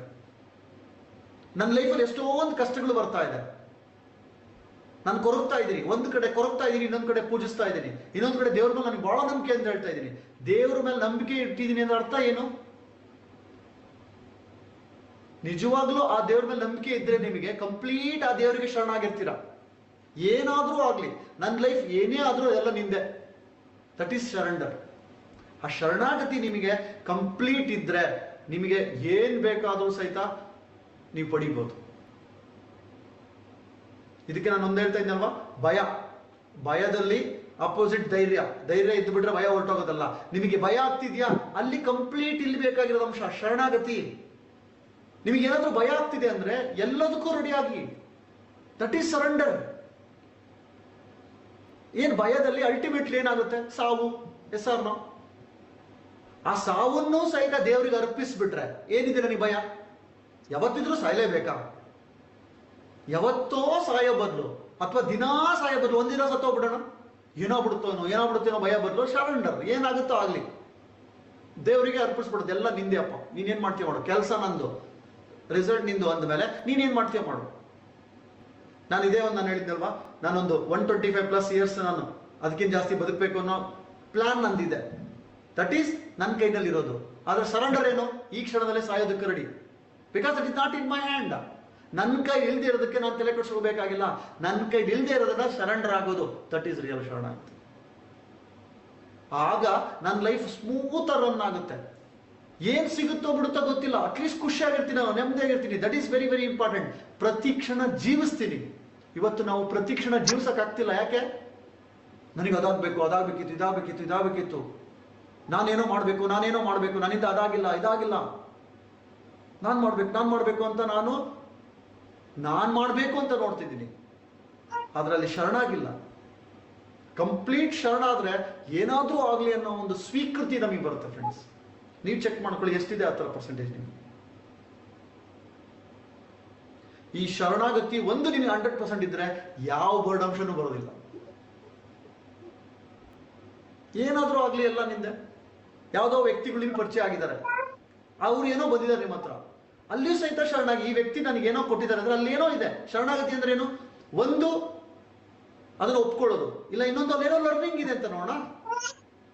ನನಗೆ ದೇವರು ಏನೋ ಒಂದು ಕಲಿಯೋದಕ್ಕೆ ಆ ವ್ಯಕ್ತಿನ ಘಟನೆನ ಸೃಷ್ಟಿ ಮಾಡಿದ್ದಾನೆ. ಆ ವ್ಯಕ್ತಿಯಿಂದ ನನ್ನ ಏಳಿಗೆಗೋಸ್ಕರ ತಂದು ಕೊಟ್ಟಿದ್ದಾನೆ. ದಟ್ ಈಸ್ ಸರೆಂಡರ್ ಅಲ್ವಾ? ಎಲ್ಲದಕ್ಕೂ ದೇವ್ರ ಕಾರಣ ಅಂತ. ಆ ಒಂದು ಸರೆಂಡರ್ ಒಂದು ದೇವರು ಬಯಸೋದು, ಪೂಜೆನ ಅಲ್ಲ ಫ್ರೆಂಡ್ಸ್. ಎಲ್ಲಾ ಮಹಾನ್ ದೈವಿ ವ್ಯಕ್ತಿಗಳು ಹೇಳಿರೋದು, ಬೋಧನೆ ಮಾಡಿರೋದು ಇದನ್ನೇನೆ. ನೀವು ಶರಣಾಗಿ ದೇವರಿಗೆ ಅಂತ ಹೇಳಿರೋದು. ಆ ಶರಣಾಗತಿನಲ್ಲಿ ಮಗ್ನನಾಗಿರೋದು ನಿಜವಾದ ಭಕ್ತ ಅಂತ. ಇದಕ್ಕೆ ಒಂದು ಶಾರ್ಟ್ ಆಗಿ ಒಂದು ಎಕ್ಸಾಂಪಲ್ ನಾನು ಹೇಳಲಿಕ್ಕೆ ಇಷ್ಟಪಡ್ತೀನಿ. ಒಂದು ಮಹಾಭಾರತದಲ್ಲಿ ನೀವೆಲ್ಲರಿಗೂ ಗೊತ್ತಿದೆ, ಅರ್ಜುನ ಇನ್ನೇನು ಯುದ್ಧ ಸ್ಟಾರ್ಟ್ ಆಗಬೇಕಾಗಿರುತ್ತೆ.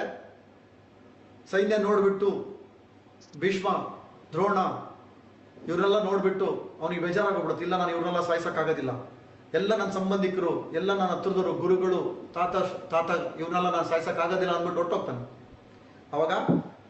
ಅವಾಗಲೇ ಒಂದು the first best motivation start ಆಗಿದ್ದು ಕೃಷ್ಣನಿಂದ ಭಗವದ್ಗೀತೆ. ಅವನು ಹೇಳ್ತಾನೆ, ಕ್ಲಿಯರ್ ಆಗಿ ಅರ್ಥ ಮಾಡಿಸ್ತಾನೆ, ನೀನೇನು ಮಾಡ್ತಾ ಇಲ್ಲ, ನಿನ್ ಕೆಲಸ ನೀನ್ ಮಾಡು, ಕಂಪ್ಲೀಟ್ ನಿನ್ ಕೆಲಸ ಏನು. ಅವನು ಹೇಳ್ತಾನೆ, ಕೃಷ್ಣ ನೀನ್ ಯಾರು? ಅಮ್ಮಮ್ಮ ಅಂದ್ರೆ ನೀನೊಬ್ಬ ಒಳ್ಳೆ ಗುರಿಕಾರ. ಒಂದ್ ಕಡೆ ಗುರಿ ಇಟ್ರೆ ಅಲ್ಲಿ ಕರೆಕ್ಟಾಗಿ ಗುರಿ ಬಿಡ್ತೀಯ ಅಂದ್ರೆ ನೀನೊಬ್ಬ ಒಳ್ಳೆ ಬಿಲ್ಲುಗಾರ ಅಷ್ಟೆ. ನಿನ್ನ ಕೆಲಸ ಬರೀ ಬಾಣ ಬಿಡೋದು, ಉಳಿದಿದ್ದು ನೀನ್ ಯಾಕೆ ಯೋಚನೆ ಮಾಡ್ತೀಯ, ನಾನು ನೋಡ್ಕೊಳ್ತೀನಿ ಅಂತ. ನಿನ್ನ ಎಲ್ಲದನ್ನು ನನಗೆ ಶರಣಾಗು, ನನಗೆ ನಾನು ಉಳಿದಿದ್ದು ನೋಡ್ಕೊಳ್ತೀನಿ ಅಂತಾನೆ. Yes or no? ಇದೇ ಭಗವದ್ಗೀತೆಯಲ್ಲಿ ಒಂದು ಅಂಶ.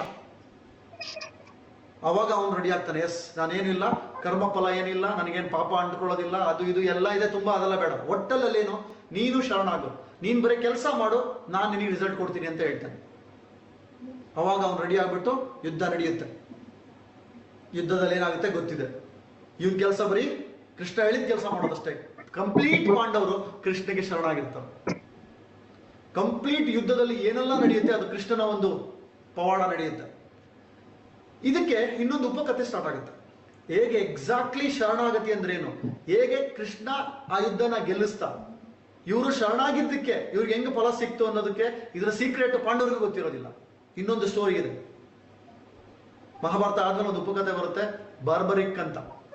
ಪಾಂಡವರ ಮೊಮ್ಮಗ, ಭೀಮನ ಮಗ ಘಟೋದ್ಗಜ, ಘಟೋದ್ಗಜನ ಮಗ ಬರ್ಬರಿಕ್. ಆ ಬರ್ಬರಿಕ್ಗೆ ಒಂದು ಮಹಾನ್ ಶಕ್ತಿ ಇರುತ್ತೆ. ಆ ಒಂದು ಶಕ್ತಿನ ಒಬ್ಬ ಗುರುವಿಂದ ಪಡ್ಕೊಂಡಿರ್ತಾನೆ. ಆ ಗುರುವನ್ನ ಪರಿಚಯಿಸಿದ್ದು ಕೃಷ್ಣ. ಆ ಗುರು ಹತ್ರ ಹೋಗು ನೀನು, ನಿನಗೆ ಒಂದು ಅತ್ಯದ್ಭುತವಾದ ವಿದ್ಯೆ ಸಿಗುತ್ತೆ ಅಂತ. ಆ ವಿದ್ಯೆ ಏನಪ್ಪಾ ಅಂದ್ರೆ, ಆ ಬರ್ಬರಿಕ್ಕಿಗೆ ಆ ಗುರು ಒಂದು ಮಹಾನ್ ಶಕ್ತಿ ಕೊಟ್ಟಿರ್ತಾರೆ. ಅದೇನಂದ್ರೆ 3 ಬಾಣ ಕೊಟ್ಟಿರ್ತಾರೆ ಅವನಿಗೆ. ಒಂದು ಬಾಣ ಎಲ್ಲರೂ ಸ್ತಬ್ಧವಾಗಿ ಮಾಡುತ್ತೆ, ಎಂತ ವೈರಿಗಳಿದ್ರು ಎಷ್ಟೇ ಜನ ಇದ್ರು ಎಲ್ಲರೂ ನಿಲ್ಸುತ್ತೆ. ಇನ್ನೊಂದು ಬಾಣ ಎಲ್ಲರನ್ನೂ ಹೋಗಿ ಮಾರ್ಕ್ ಮಾಡಿ ಬರುತ್ತೆ. ಇನ್ನೊಂದು ಬಾಣ ಎಂತ ಸೈನಿಕರು ಎಷ್ಟೇ ಇದ್ರು ಒಂದೇ ಒಂದು ಬಾಣದಲ್ಲಿ ಎಲ್ಲ ಸೈನಿಕರು ಸಾಯಿಸ್ತಕ್ಕಂಥ ಶಕ್ತಿ ಇರುತ್ತೆ. ಇದು ಬರ್ಬರಿಕ್ನ ಒಂದು ಶಕ್ತಿ. ಬರ್ಬರಿಕ್ ಯಾರು? ಭೀಮನ ಮೊಮ್ಮಗ. ಅವನು ಯುದ್ಧಕ್ಕೆ ಅಂತ ಬರ್ತಾನೆ. ಕುರುಕ್ಷೇತ್ರ ಒಂದು ಮಹಾನ್ ಯುದ್ಧ ನಡೀತಾ ಇದೆ, ಇದನ್ನ ಎಕ್ಸ್ಪೀರಿಯನ್ಸ್ ಮಾಡಬೇಕು, ಇದನ್ನ ಭಾಗವಹಿಸಬೇಕು ಅನ್ನೋ ಒಂದು ದೊಡ್ಡ ಕನಸು. ಅದನ್ನ ಹಿಡ್ಕೊಂಡು ಬರ್ತಾನೆ. ಬಂದಾಗ ಪಾಂಡವರಿಗೆಲ್ಲ ಖುಷಿ ಆಗುತ್ತೆ, ಓ ಒಬ್ಬ ಶಕ್ತಿವಂತ ನನ್ನ ಮೊಮ್ಮಗ ಬಂದ ಅಂತ. ಆದ್ರೆ ಅವನ ಒಂದು ಶಕ್ತಿ ನೋಡಿ ಒಂದು ಬೇಜಾರಾಗುತ್ತೆ. ಅದೇನು ಅಂದ್ರೆ, ಅವನ ಗುರುಗೆ ಒಂದು ಮಾತು ಕೊಟ್ಟಿರ್ತಾನೆ. ಗುರು ಒಂದು ಮಾತು ತಗೊಂಡಿರ್ತಾನೆ. ಏನಪ್ಪಾ ಅಂದ್ರೆ, ನಿನಗೆ ಈ ಎಲ್ಲ ನಾನು ಶಕ್ತಿ ಕೊಡ್ತೀನಿ, ಆದ್ರೆ ಒಂದು ಮಾತು ಕೊಡ್ಬೇಕು. ಏನು ಅಂದ್ರೆ, ನೀನು ಯುದ್ಧ ಮಾಡ್ತಾ ಮಾಡ್ತಾ ಯಾರ ಜೊತೆ ಯುದ್ಧ ಮಾಡ್ಬೇಕು ಅಂದ್ರೆ, ಯಾವ ಪಕ್ಷ ಸೋಲ್ತಾ ಹೋಗುತ್ತೆ ಆ ಪಕ್ಷಗಳ ಪರವಾಗಿ ನೀವು ಯುದ್ಧ ಮಾಡ್ಬೇಕು ಅಂತ ಒಂದು ವರ ತಗೊಂಡ್ಬಿಟ್ಟಿರ್ತಾನೆ, ಮಾತು ತಗೊಂಡ್ಬಿಟ್ಟಿರ್ತಾನೆ ಅವರ ಗುರು. ಇದು ಪ್ರಾಣ ಸಂಕಟ ಆಗ್ಬಿಡುತ್ತೆ. ಪಾಂಡವರಿಗೆ ಗೊತ್ತಾಗುತ್ತೆ, ಕೃಷ್ಣನ್ ಗೊತ್ತಾಗುತ್ತೆ, ಎಲ್ರಿಗೂ ಆಶ್ಚರ್ಯ ಆಗ್ಬಿಡುತ್ತೆ. ಹೆಂಗ್ ಸಾಧ್ಯ? ಅವನು ನಮ್ ಕಡೆ ವರ್ಕ್ ಮಾಡ್ತಿರ್ತಾನೆ, ನಮ್ ಕಡೆ ಯುದ್ಧ ಮಾಡ್ತಿರ್ತಾನೆ, ಒಂದೇ ಒಂದು ಬಾಣದಲ್ಲಿ ಕೌರವರನ್ನು ಸಾಯಿಸ್ತಾನೆ. ಅಲ್ಲಿ ಜನ ಕಡಿಮೆ ಆಗ್ತದೆ, ಮತ್ತೆ ಇವನು ಕೌರವ್ರ ಕಡೆ ಹೋಗ್ಬಿಟ್ಟು ನಮಗೆ ಬಾಣ ಬಿಡ್ತಾನೆ. ಇಲ್ಲಿ ಪಾಂಡವರು ಸಾಯ್ತಾರೆ, ಕೌರವರು ಸಾಯ್ತಾರೆ. ಹೆಂಗಾಗುತ್ತೆ ಇದು? ಇದಕ್ಕೇನ್ ಮಾಡೋದು ಅಂತ ಕೃಷ್ಣನ ಹತ್ರ ಹೋಗ್ತಾರೆ. ಕೃಷ್ಣ ಇಂಥವಲ್ಲ ಪ್ಲಾನಿಂಗ್ ಎಲ್ಲ ಎಕ್ಸ್ಪರ್ಟ್ ಅಲ್ವಾ, ಹೋಗ್ಬಿಟ್ಟು ಕೇಳ್ತಾನೆ. ಇದನ್ನೊಂದ್ಸಲ ಟೆಸ್ಟ್ ಮಾಡೋಣ ಅಂತ ಹೋಗ್ತಾನೆ ಬರ್ಬರಿಕಿಗೆ. ಅವನು ತಪಸ್ ಮಾಡ್ತಾ ಇರ್ತಾನೆ. ಅವನ ಹತ್ರ ಹೋಗ್ಬಿಟ್ಟು ಕೇಳ್ತಾನೆ, ಓಕೆಪ್ಪ ನಿಂದೇನಿದೆ ಬಾಣದ ಶಕ್ತಿ ತೋರ್ಸು ನನಗೆ ಅಂತ. ಈಗ ಎಲ್ಲಿದೆ ಯುದ್ಧ ತೋರ್ಸಕ್ಕೆ ಅಂತ. ಒಂದ್ ಕೆಲಸ ಮಾಡು, ಇದೊಂದು ಮರ ಇದೆ ಅಲ್ವಾ, ಈ ಒಂದು ಮರನ ಅಲ್ಲಿರ್ತಕ್ಕಂಥ ಎಲೆಗಳನ್ನೆಲ್ಲ ಸೈನಿಕರು ಅನ್ಕೋ, ಎಲ್ಲ ಎಲೆನ ನಿನ್ನ ಒಂದು ಬಾಣದಲ್ಲಿ ಹೊಡೆದ್ಬಿಟ್ಟು ಸಾಯಿಸು ನೋಡೋಣ ಅಂತ. ಆಯ್ತು ಅಂದ್ಬಿಟ್ಟು ಪ್ರೇ ಮಾಡಿ ಬಿಡ್ತಾನೆ. ಫಸ್ಟ್ ಎಲ್ಲ ಎಲೆಗಳು ನಿಲ್ಲುತ್ತೆ. ನೆಕ್ಸ್ಟ್ 2ನೇ ಬಾಣ ಹೋಗ್ಬಿಟ್ಟು ಎಲ್ಲ ಮಾರ್ಕ್ ಮಾಡುತ್ತೆ. 3ನೇ ಬಾಣ ಹೋಗ್ಬಿಟ್ಟು ಟಕ್ ಟಕ್ ಟಕ್ ಟಕ್ ಟಕ್ ಅಂತ ಎಲ್ಲರನ್ನು ಸಾಯಿಸ್ಬಿಟ್ಟು, ಎಲ್ಲ ಎಲೆನ ಟಕ್ ಟಕ್ ಟಕ್ ಟಕ್ ಸಾಯಿಸ್ಬಿಟ್ಟು, ಕೊನೆಗೆ ಆ ಬಾಣ ಬಂದ್ಬಿಟ್ಟು ಟಕ್ ಅಂತ ಕೃಷ್ಣನ ಕಾಲನ್ನ ನಾಟ್ಬಿಟ್ಟು ನೆಲಕ್ಕೆ ಟಚ್ ಆಗುತ್ತೆ. ಅವ್ರಿಗೆ ಆಶ್ಚರ್ಯ ಆಗ್ಬಿಡುತ್ತೆ, ಏನಾಯ್ತಿದು, ಈ ಬಾಣ ಹೆಂಗೆ ನಿಮ್ ಕಾಲಿಗೆ ಬಂತು ಅಂತ. ಕೃಷ್ಣ ಅದನ್ನ ಟೆಸ್ಟ್ ಮಾಡೋಕ್ಕೋಸ್ಕರ ಒಂದು ಎಲೆನ ಕಾಲ್ ಕೆಳಗಡೆ ಇಟ್ಕೊಂಡಿರ್ತಾನೆ. ಅವಾಗ ಹೇಳ್ತಾರ, ಏನು ಯೋಚನೆ ಮಾಡ್ಬೇಡ, ನೀನ್ ಟೆಸ್ಟ್ ಮಾಡೋಕ್ಕೋಸ್ಕರ ನಾನು ಮಾಡಿದೆ, ನೀನ್ 100% ನಿನ್ನಲ್ಲಿ ನಿನ್ನಂತ ಒಂದು ಶಕ್ತಿವಂತ ಈ ಯುದ್ಧದಲ್ಲಿ ಯಾರು ಇರಕ್ ಸಾಧ್ಯ ಇಲ್ಲ ಅಂದ್ಬಿಟ್ಟು ಅವನ ಮೆಚ್ಕೊಂತಾನೆ. ಆದ್ರೆ ಅವಾಗ ಹೇಳ್ತಾನೆ, ಈ ತರ ಒಂದು ಪ್ರಾಣ ಸಂಕಟ ಇದೆ, ಏನ್ ಮಾಡ್ಬೇಕೀಗ? ನೀನು ಇಷ್ಟೊಂದು ಶಕ್ತಿ ಇದೆ, ನೀನು ಒಂದ್ ಕಡೆ ಯುದ್ಧ ಮಾಡಿ ಕೌರವರನ್ನ ಸಾಯಿಸ್ತೀಯ, ಆಮೇಲೆ ಪಾಂಡವರು ಸಾಯಿಸ್ತೀಯ, ನೀನೊಬ್ಬರೇ ಉಳ್ಕೊಳ್ತೀಯ, ಇದು ನ್ಯಾಯನಾ?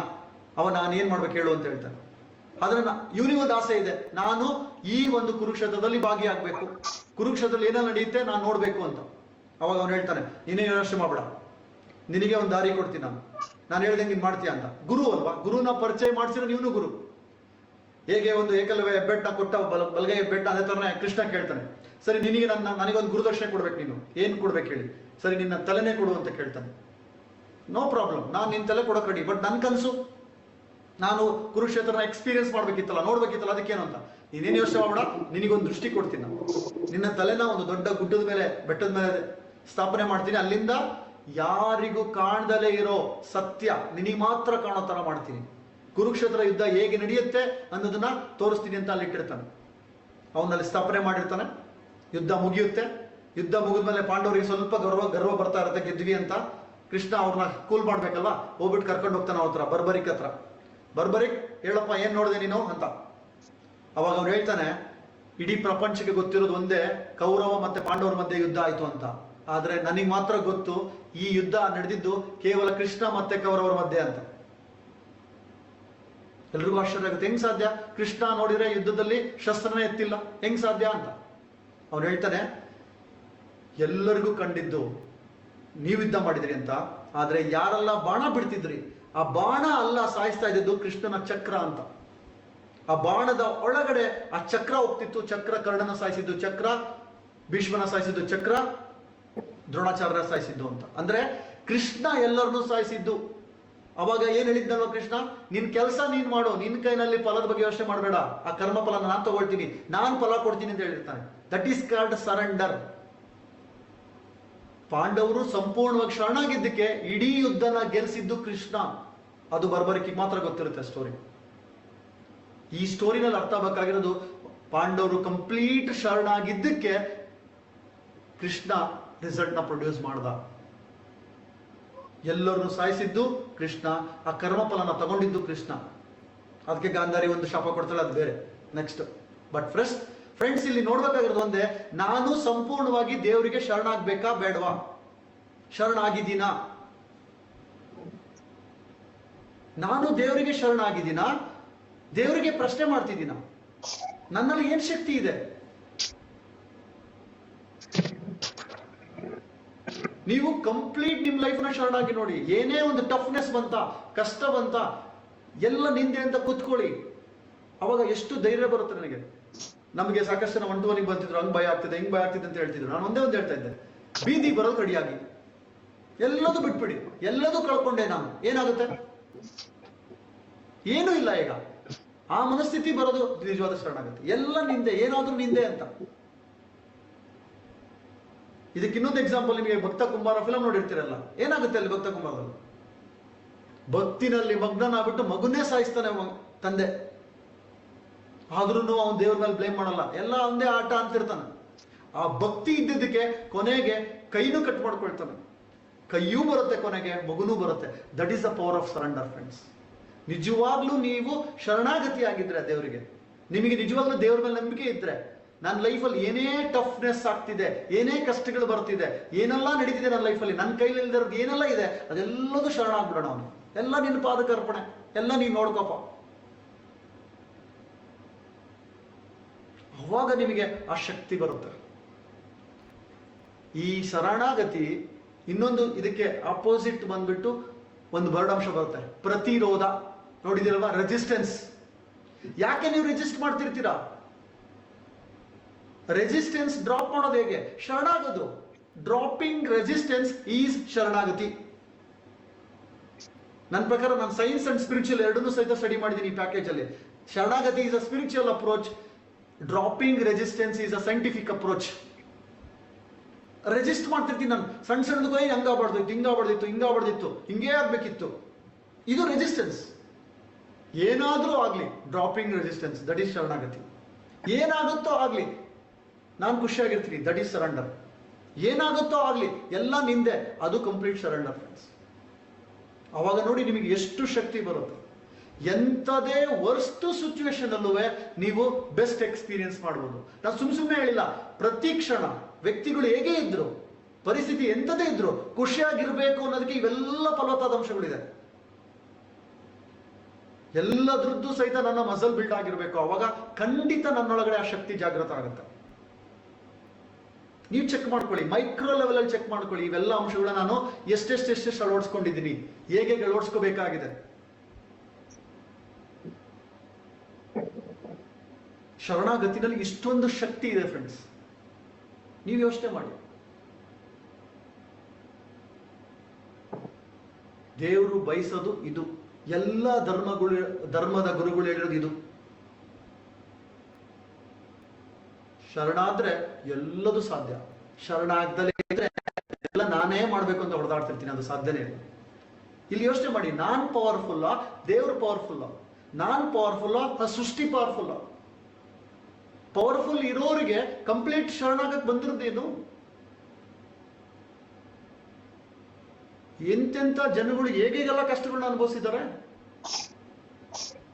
ಅಂಥವ್ರಿಗೆ ಅಂತ ಕಷ್ಟ ಬಂದಿದೆ ಅಂತ ಶರಣಾಗೋಣ.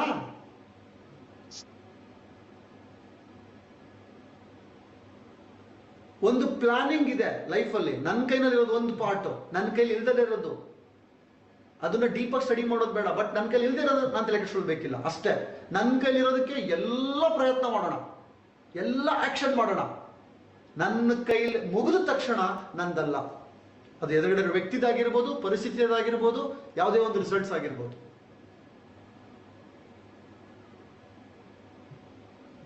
ಈ ಒಂದು ಆಂಗಲ್ ಅಲ್ಲಿ ನೋಡ್ತಾ ಬನ್ನಿ, ನಿಮಗೆ ಎಷ್ಟು ಶಕ್ತಿ ಬರುತ್ತೆ ನೀವು ನೋಡಿ friends. This is the power of surrender.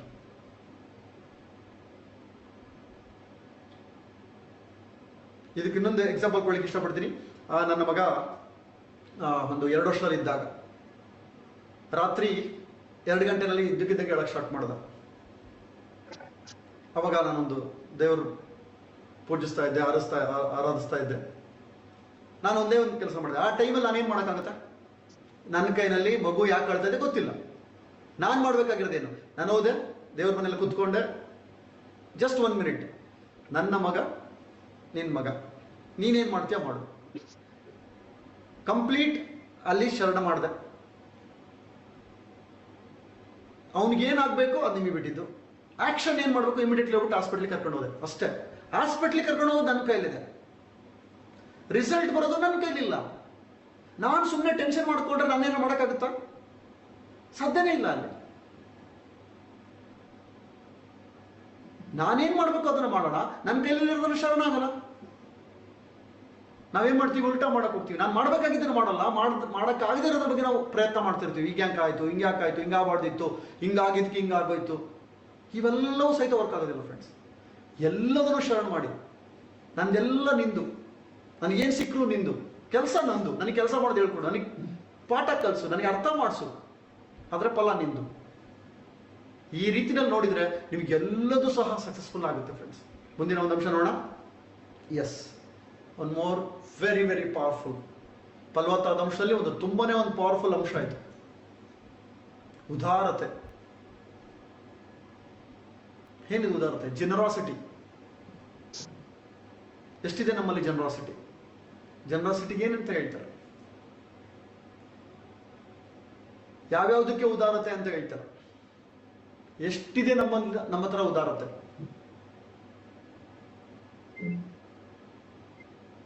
ಇದೆಲ್ಲದೂ ಕೆಲವರು ಹೇಳ್ತಾರೆ ಇದೆಲ್ಲ ನಮಗೆ ಅಲ್ಲವೇ ಅಲ್ಲ, ಇದೆಲ್ಲ ಮಹಾನ್ ಮಹಾನ್ ವ್ಯಕ್ತಿಗಳಿಗೆ ಅಂತ. ಇವೆಲ್ಲವೂ ಅಂತ ವ್ಯಕ್ತಿಗಳ ಹತ್ರ ಕೇಳಿರ್ತೀವಿ ನಾವು. ನಾನು ಒಂದೇ ಒಂದು ಪ್ರಶ್ನೆ, ಮಹಾನ್ ವ್ಯಕ್ತಿಗಳು ಎಷ್ಟೊಂದು ಜನ್ಮ ತಾಳಿದ್ದಾರೆ, ಯುಗ ಯುಗಗಳಿಂದ ಸಾಕಷ್ಟು ಜನಗಳ ಒಂದು ಮೆಸೆಂಜರ್ಸ್ ಬಂದಿದ್ದಾರೆ. ಅವರೆಲ್ಲರೂ ಸಹಿತ ಮನುಷ್ಯನ ಜನ್ಮನಾಗೆ ಬಂದಿದ್ದು, ಮನುಷ್ಯರಾಗೆ ಜೀವಿಸಿದ್ದಾರೆ, ಮನುಷ್ಯರಾಗೆ ಎಲ್ಲಾ ಕಷ್ಟಗಳನ್ನ ಅನುಭವಿಸಿ ಅವರು ಸಾಕಷ್ಟು ಮೆಸೇಜಿನ ಕೊಟ್ಟೋಗಿದ್ದಾರೆ ನಮಗೆ. Yes or no? ಇವೆಲ್ಲ ಅಂಶಗಳು ಏನಿದೆ ಇವೆಲ್ಲ ದೈವಿ ಗುಣಗಳು ಅಂತೀವಿ ನಾವು. ಈ ದೈವಿ ಗುಣಗಳನ್ನ ನಾವು ಆರಾಧಿಸ್ಬೇಕು, ಒಪ್ಕೋಬೇಕು, ಅಳವಡಿಸ್ಕೋಬೇಕು. ಅವಾಗ ಏನ್ ಬಡಂಶಗಳಿದೆ ಅದೆಲ್ಲ ರಾಕ್ಷಸಿ ಗುಣಗಳು. ರಾಕ್ಷಸಿಗಳು ತಂತಾನೆ ಕಡಿಮೆ ಆಗ್ತಾ ಇರುತ್ತೆ. ಅದರಲ್ಲಿ one of the most important ನೋಡ್ತಾ ಹೋಗೋಣ.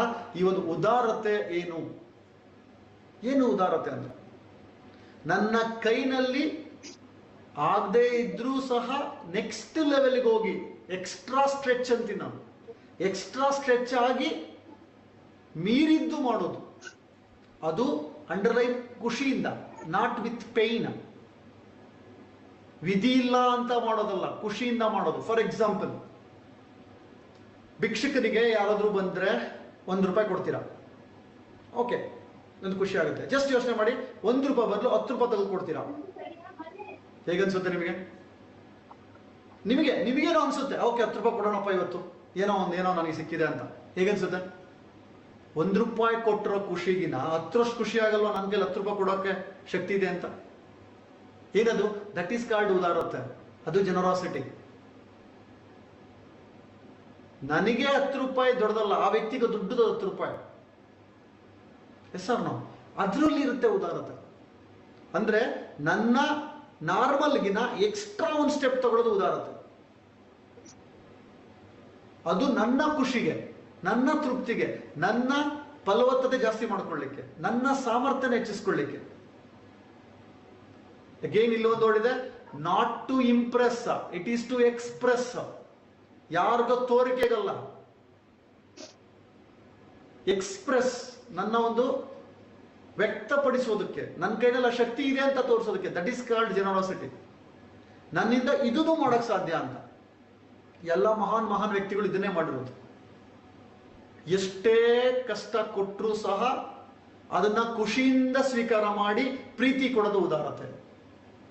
ಆ ವ್ಯಕ್ತಿ ಏನೇ ತೊಂದರೆ ಕೊಡ್ಲಿ ಅವ್ರನ್ನ ಖುಷಿಯಿಂದ ಸ್ವೀಕಾರ ಮಾಡಿ ಖುಷಿಯಿಂದ ಅವರಿಗೆ ಪ್ರೀತಿ ಕೊಡೋದು ಉದಾರತೆ.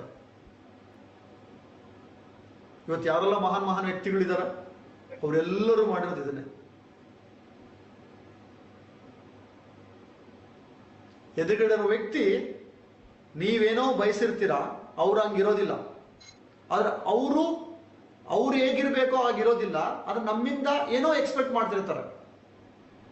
ಅವರು ಬಾಯಲ್ಲಿ ಆಡೋದನ್ನ ನಡ್ಕೊಂತಿರಲ್ಲ, ಆದ್ರೆ ಅವರು ನನಗೇನೋ ಹೇಳ್ತಿರ್ತಾರೆ. ಆಗ್ಲೂ ಅವ್ರನ್ನ ಸ್ವೀಕಾರ ಮಾಡೋದು ಉದಾರತೆ. ನಾವೇನ್ ಮಾಡ್ತೀವಿ ಈಸಿಲಿ, ಅಂಡ್ ನಾನು ಅವ್ರ ಜೊತೆ ಜೀವಿಸ್ಬೇಕಾಗಿದೆ. ಎಷ್ಟೋ ಜನ ಅವ್ರ ಪ್ರಕಾರ ಅವ್ರು ಮಾಡಿದ್ ಸರಿ ಅನಿಸ್ತಿರುತ್ತೆ, ಅವ್ರು ನನಗೆ ಹೇಳ್ತಾ ಇರೋದು ಅದ್ರ ಅಪೋಸಿಟ್ ಹೇಳ್ತಿರ್ತಾರೆ. ಅದಕ್ಕೆ ಅವ್ರದೇ ಯಾರೋ ಅರ್ಥ ಕೊಟ್ಕೊಂಡಿರ್ತಾರೆ. ಅವಾಗ್ಲೂ ಒಪ್ಕೊಳ್ಳೋದಿದೆಯಲ್ಲ ಅದು ಉದಾರತೆ. ಅವಾಗ್ಲೂ ಅವ್ರಿಗೆ ಪ್ರೀತಿ ಕೊಡೋದಿದೆಯಲ್ಲ ಅದು ಉದಾರತೆ.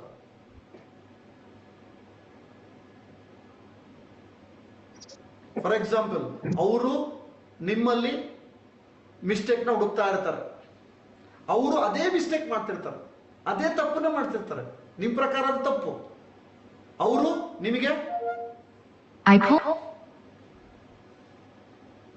ನಿಮಗೆ ನೀವು ಅದನ್ನು ಸರಿಪಡಿಸಿ ಅಂತ ಹೇಳ್ತಾರೆ. ಅವ್ರ ಜೊತೆ ಜೀವಿಸ್ಬೇಕಾಗಿದೆ. ತುಂಬಾ ಜನಗಳು ಹೈಯೆಸ್ಟ್ ಬರ್ಡಿಗೆ ಹೋಗೋದು ಇದೇ ಅಂಶದಲ್ಲಿ. ಇವ್ರು ಮಾತ್ರ ಮಾಡೋದಿಲ್ಲ, ನನಗೆ ಹೇಳ್ತಾರೆ ನೋಡು, ಇದರಿಂದ ಹೈಯೆಸ್ಟ್ ಕೊರಗೆಗೆ ಹೋಗ್ತೀನೋ, ಹೈಯೆಸ್ಟ್ ಬರ್ಡಿಗೆ ಹೋಗ್ತೀನೋ. ಇಲ್ಲೇನೆ ನೀವು ಈ ಬಟನ್ ಆನ್ ಮಾಡ್ಕೋಬೇಕು. ಇದಕ್ಕೆ ನೀವು ನೀರು ಹಾಕ್ಬೇಕು, ಇದಕ್ಕೆ ಗೊಬ್ಬರ ಹಾಕ್ಬೇಕು. ಅಲ್ಲಿ ನಿಮ್ಮಲ್ಲಿ ಜನರಾಸಿಟಿ ಬರಬೇಕು. If you want extraordinary life. ಇದು ಆರ್ಡಿನರಿ ವ್ಯಕ್ತಿಗಳ ಕೈಲಿ ಆಗೋದಿಲ್ಲ ಫ್ರೆಂಡ್ಸ್. ಇದೇ ಕಾರಣಕ್ಕೆ ಇದೆಲ್ಲ ವರ್ಕ್ ಆಗಲ್ಲ ಅಂತ ಹೊರಟ್ಬಿಡ್ತೀರ ತುಂಬಾ ಜನ. ನಿಮಗೆ ಇದು ಒನ್ ಆಫ್ ದಿ ಕೀ. ನಿಮಗೆ really if you want to lead an extraordinary life, powerful ಆಗಿ ಲೈಫ್ ಅನ್ನ ಲೀಡ್ ಮಾಡಬೇಕು ಅಂತಿದ್ರೆ ಇದು ಒಂದು ಕೀ. ನಿಮಗೆ ಅಕ್ಸೆಪ್ಟ್ ಮಾಡಕ್ ಆಗದಲೇ ಇರೋ ಕೆಲಸ ಮಾಡ್ದಾಗ್ಲೂ ಅಕ್ಸೆಪ್ಟ್ ಮಾಡೋದಿದೆಯಲ್ವಾ, ಅದು ಉದಾರತೆ. ಅಕ್ಸೆಪ್ಟ್ ಮಾಡೋ ತರ ಇದ್ದು ನೀವು ಅಕ್ಸೆಪ್ಟ್ ಮಾಡಕ್ ನೀವೇ ಬೇಕಾ?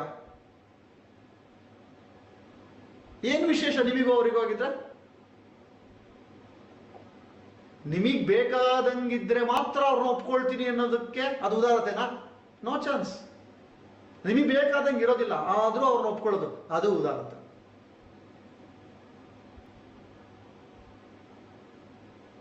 ಹಾಗಂತ ಅವ್ರು ಸಾಲ ಕೇಳಿದ್ರು ಕೊಟ್ಟು ಕೊಟ್ಟು ಕೊಟ್ಟು ಕೊಟ್ಟು ನೀವು ಸಾಲಗಾರ ಆಗೋದಲ್ಲ ಉದಾರತೆ. ಮತ್ತೆ ಅದನ್ನ ರಾಂಗ್ ಸ್ಲೈಡ್ ಅಪ್ಲೈ ಅಂತೀನಿ ನಾನು.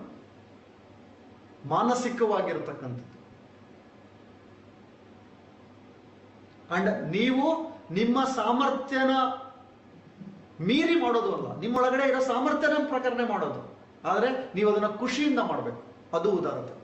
ನೀವು ಖುಷಿನ ಕಳ್ಕೊಂಡು ಮಾಡೋದಲ್ಲ, ಅದು ಉದಾರತೆ ಅಲ್ಲ. ಅದು ನಿರ್ವ ಇಲ್ಲ, ವಿಧಿ ಇಲ್ಲ ಅಂತ ಗೋಳಾಡ್ಕೊಂಡು ಮಾಡೋದು, ಅದು ಉದಾರತೆ ಆಗೋದಿಲ್ಲ. ಬೇರೆ ದಾರಿ ಇಲ್ಲ, ಇವ್ರ ಜೊತೆ ಜೀವಿಸ್ಲೇಬೇಕಪ್ಪ, ಹಿಂಗಿರೋಣ ಅಂತ ಓದೋದು, ಅದಲ್ಲ ಅದು ಉದಾರತೆ. ಅದು ನಿಜವಾದ ಉದಾರತೆ ಅಲ್ಲ. ಪ್ರೀತಿಯಿಂದ, ಖುಷಿಯಿಂದ. ಹೇಗೆ ಪ್ರೀತಿನಲ್ಲಿ ಒಂದು ಪಾಯಿಂಟ್ ಬಂತಲ್ವಾ, ಆ ವ್ಯಕ್ತಿನ ಒಪ್ಕೊಳಕ್ಕಾಗಲ್ಲ, ಆದ್ರೂ ನಾನು ಖುಷಿಯಿಂದ ಅವ್ರನ್ನೊಬ್ಬ ಹ್ಯಾಂಡಿಕ್ಯಾಪ್ ಮಗು ಅಂತ ನಾನು ಸ್ವೀಕಾರ ಮಾಡ್ತೀನಲ್ವಾ, ಅದು ಉದಾರತೆ. ಆ ವ್ಯಕ್ತಿಗೆ ಜ್ಞಾನ ಗೊತ್ತಿಲ್ಲ ಅಂತ ಸ್ವೀಕಾರ ಮಾಡ್ತೀರಲ್ವಾ, ಅದು ಉದಾರತೆ. ಆ ಉದಾರತೆ ನಿಮ್ಮಲ್ಲಿ ಬಂದ್ರೆ, ಆ ವ್ಯಕ್ತಿ ಏನೇ ಒಂದು ಮಿಸ್ಟೇಕ್ ಮಾಡ್ತಾ ಇದ್ರು ಸಹಿತ ಅವಾಗ್ಲೂ ಪ್ರೀತಿಸ್ತಿರಲ್ಲ, ಅದು ಉದಾರತೆ. ಇದಕ್ಕೆ ಒಂದು ಎರಡು ಬ್ಯೂಟಿಫುಲ್ ಎಕ್ಸಾಂಪಲ್ ಹೇಳ್ತೀನಿ. ಒಂದು ಬುಕ್ ಓದ್ತಾ ಇದ್ದೆ, ಒಂದು ಬಸವಣ್ಣ ಅವ್ರದ್ದು ಬುಕ್, ಅಕ್ಕಮಹಾದೇವಿದು. ಅದರಲ್ಲೊಂದು ಇನ್ಸಿಡೆಂಟ್ ಬರುತ್ತೆ. ಬಸವಣ್ಣ ಏಕೆ ಬಸವಣ್ಣ ಆಗಿದ್ದು, ಯಾಕೆ ಆ ವ್ಯಕ್ತಿ ಮಹಾನ್ ಆಗಿದ್ದು, ಯಾಕೆ ಆ ಟೈಮಲ್ಲಿ ಲಕ್ಷಾಂತರ ಜನ ಅವ್ರನ್ನ ಫಾಲೋವರ್ಸ್ ಇದ್ರು. ಇವತ್ತು ಬರೀ ಧರ್ಮ ಆಗಿದೆ ಅಷ್ಟೇ, ಅವರ ಅಳವಡಿಕೆ ಎಷ್ಟಿದೆಯೋ ಗೊತ್ತಿಲ್ಲ, ಬಟ್ ಆ ಧರ್ಮ ಆಗಿದೆ. ಅದೊಂದು ಇನ್ಸಿಡೆಂಟ್ ಬರುತ್ತೆ.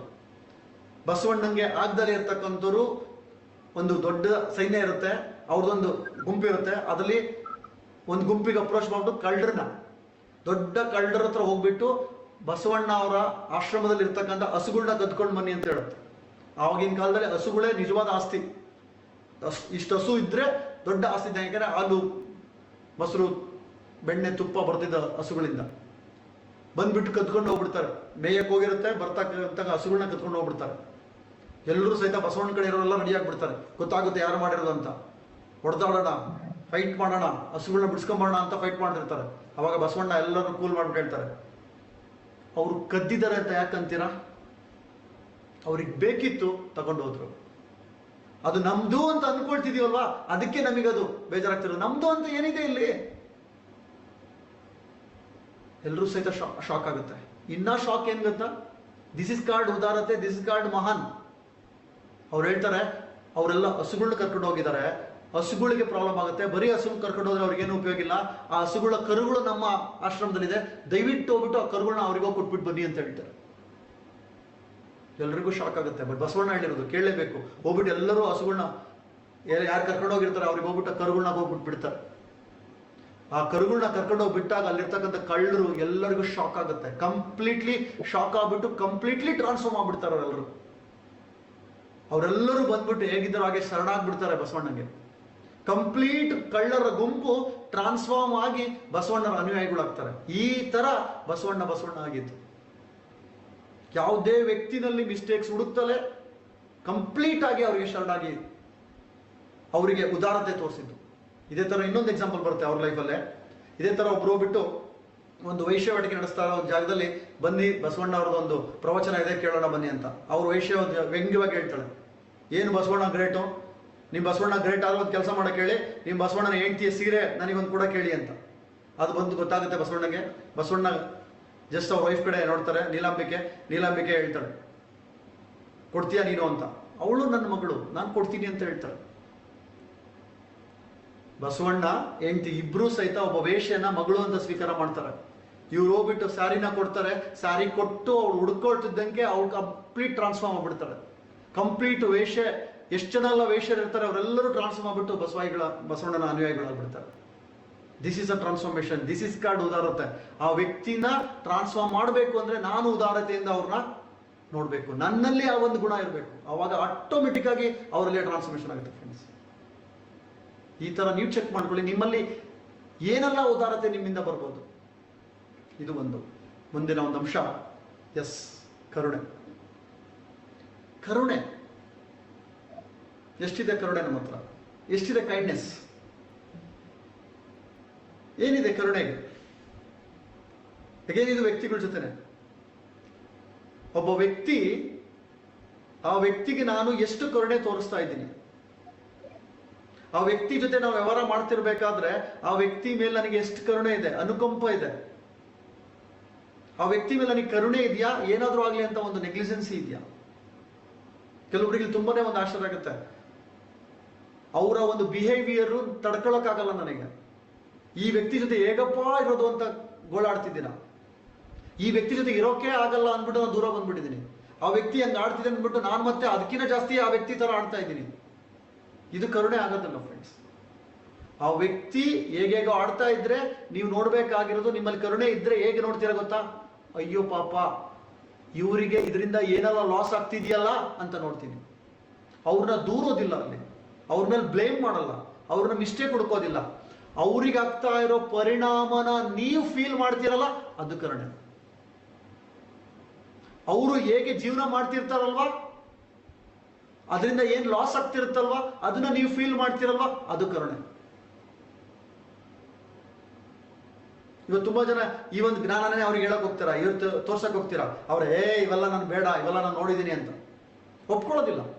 ಅಲ್ಲೂ ಸಹಿತ ನೀವು ಅವ್ರನ್ನ ಕರುಣೆಯಿಂದ ನೋಡ್ಬೇಕು. ಅಯ್ಯೋ ಪಾಪ, ಇವರಿಗೆ ಈ ಜ್ಞಾನನ ಪಡಿಬೇಕು ಅನ್ನೋ ಅರಿವು ಬರ್ತಾ ಇಲ್ಲ.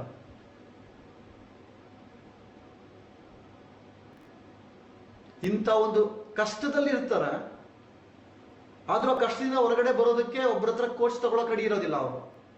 ಅಲ್ಲೂ ನಿಮಗೆ ಅವ್ರ ಬಗ್ಗೆ ಕನಿಕರ ಬರಬೇಕು. ಅಲ್ಲಿ ಮತ್ತೆ ಕೋಪ ಬರ್ಬಾರ್ದು, ಇವ್ನು ಏನು ಇಷ್ಟಿದೆ ಹೆಂಗಾರ ಇರ್ಲಿ ಬಿಡು, ಅಲ್ಲ, ಕರುಣೆ ಕೊಡೋಣ ಅವ್ರ ಬಗ್ಗೆ. ನಿಮ್ ಜೊತೆ ವ್ಯವಹಾರ ಮಾಡ್ತಿರ್ತಾರೆ, ಅವರು ಸ್ಪಂದಿಸ್ತಿರೋದಿಲ್ಲ, ಅವರು ವರ್ಷಾಗಿ ನಡ್ಕೊಳ್ತಿರ್ತಾರೆ, ಕೋಪದಿಂದ ನಡ್ಕೊಳ್ತಿರ್ತಾರೆ, ನಿಮ್ ಮೇಲೆ ಬೆಂಕಿ ಕಾರ್ತಿರ್ತಾರೆ ಅನ್ಕೊಳ್ಳಿ, ಅಲ್ಲೂ ಕರುಣೆ ಪಡಿ.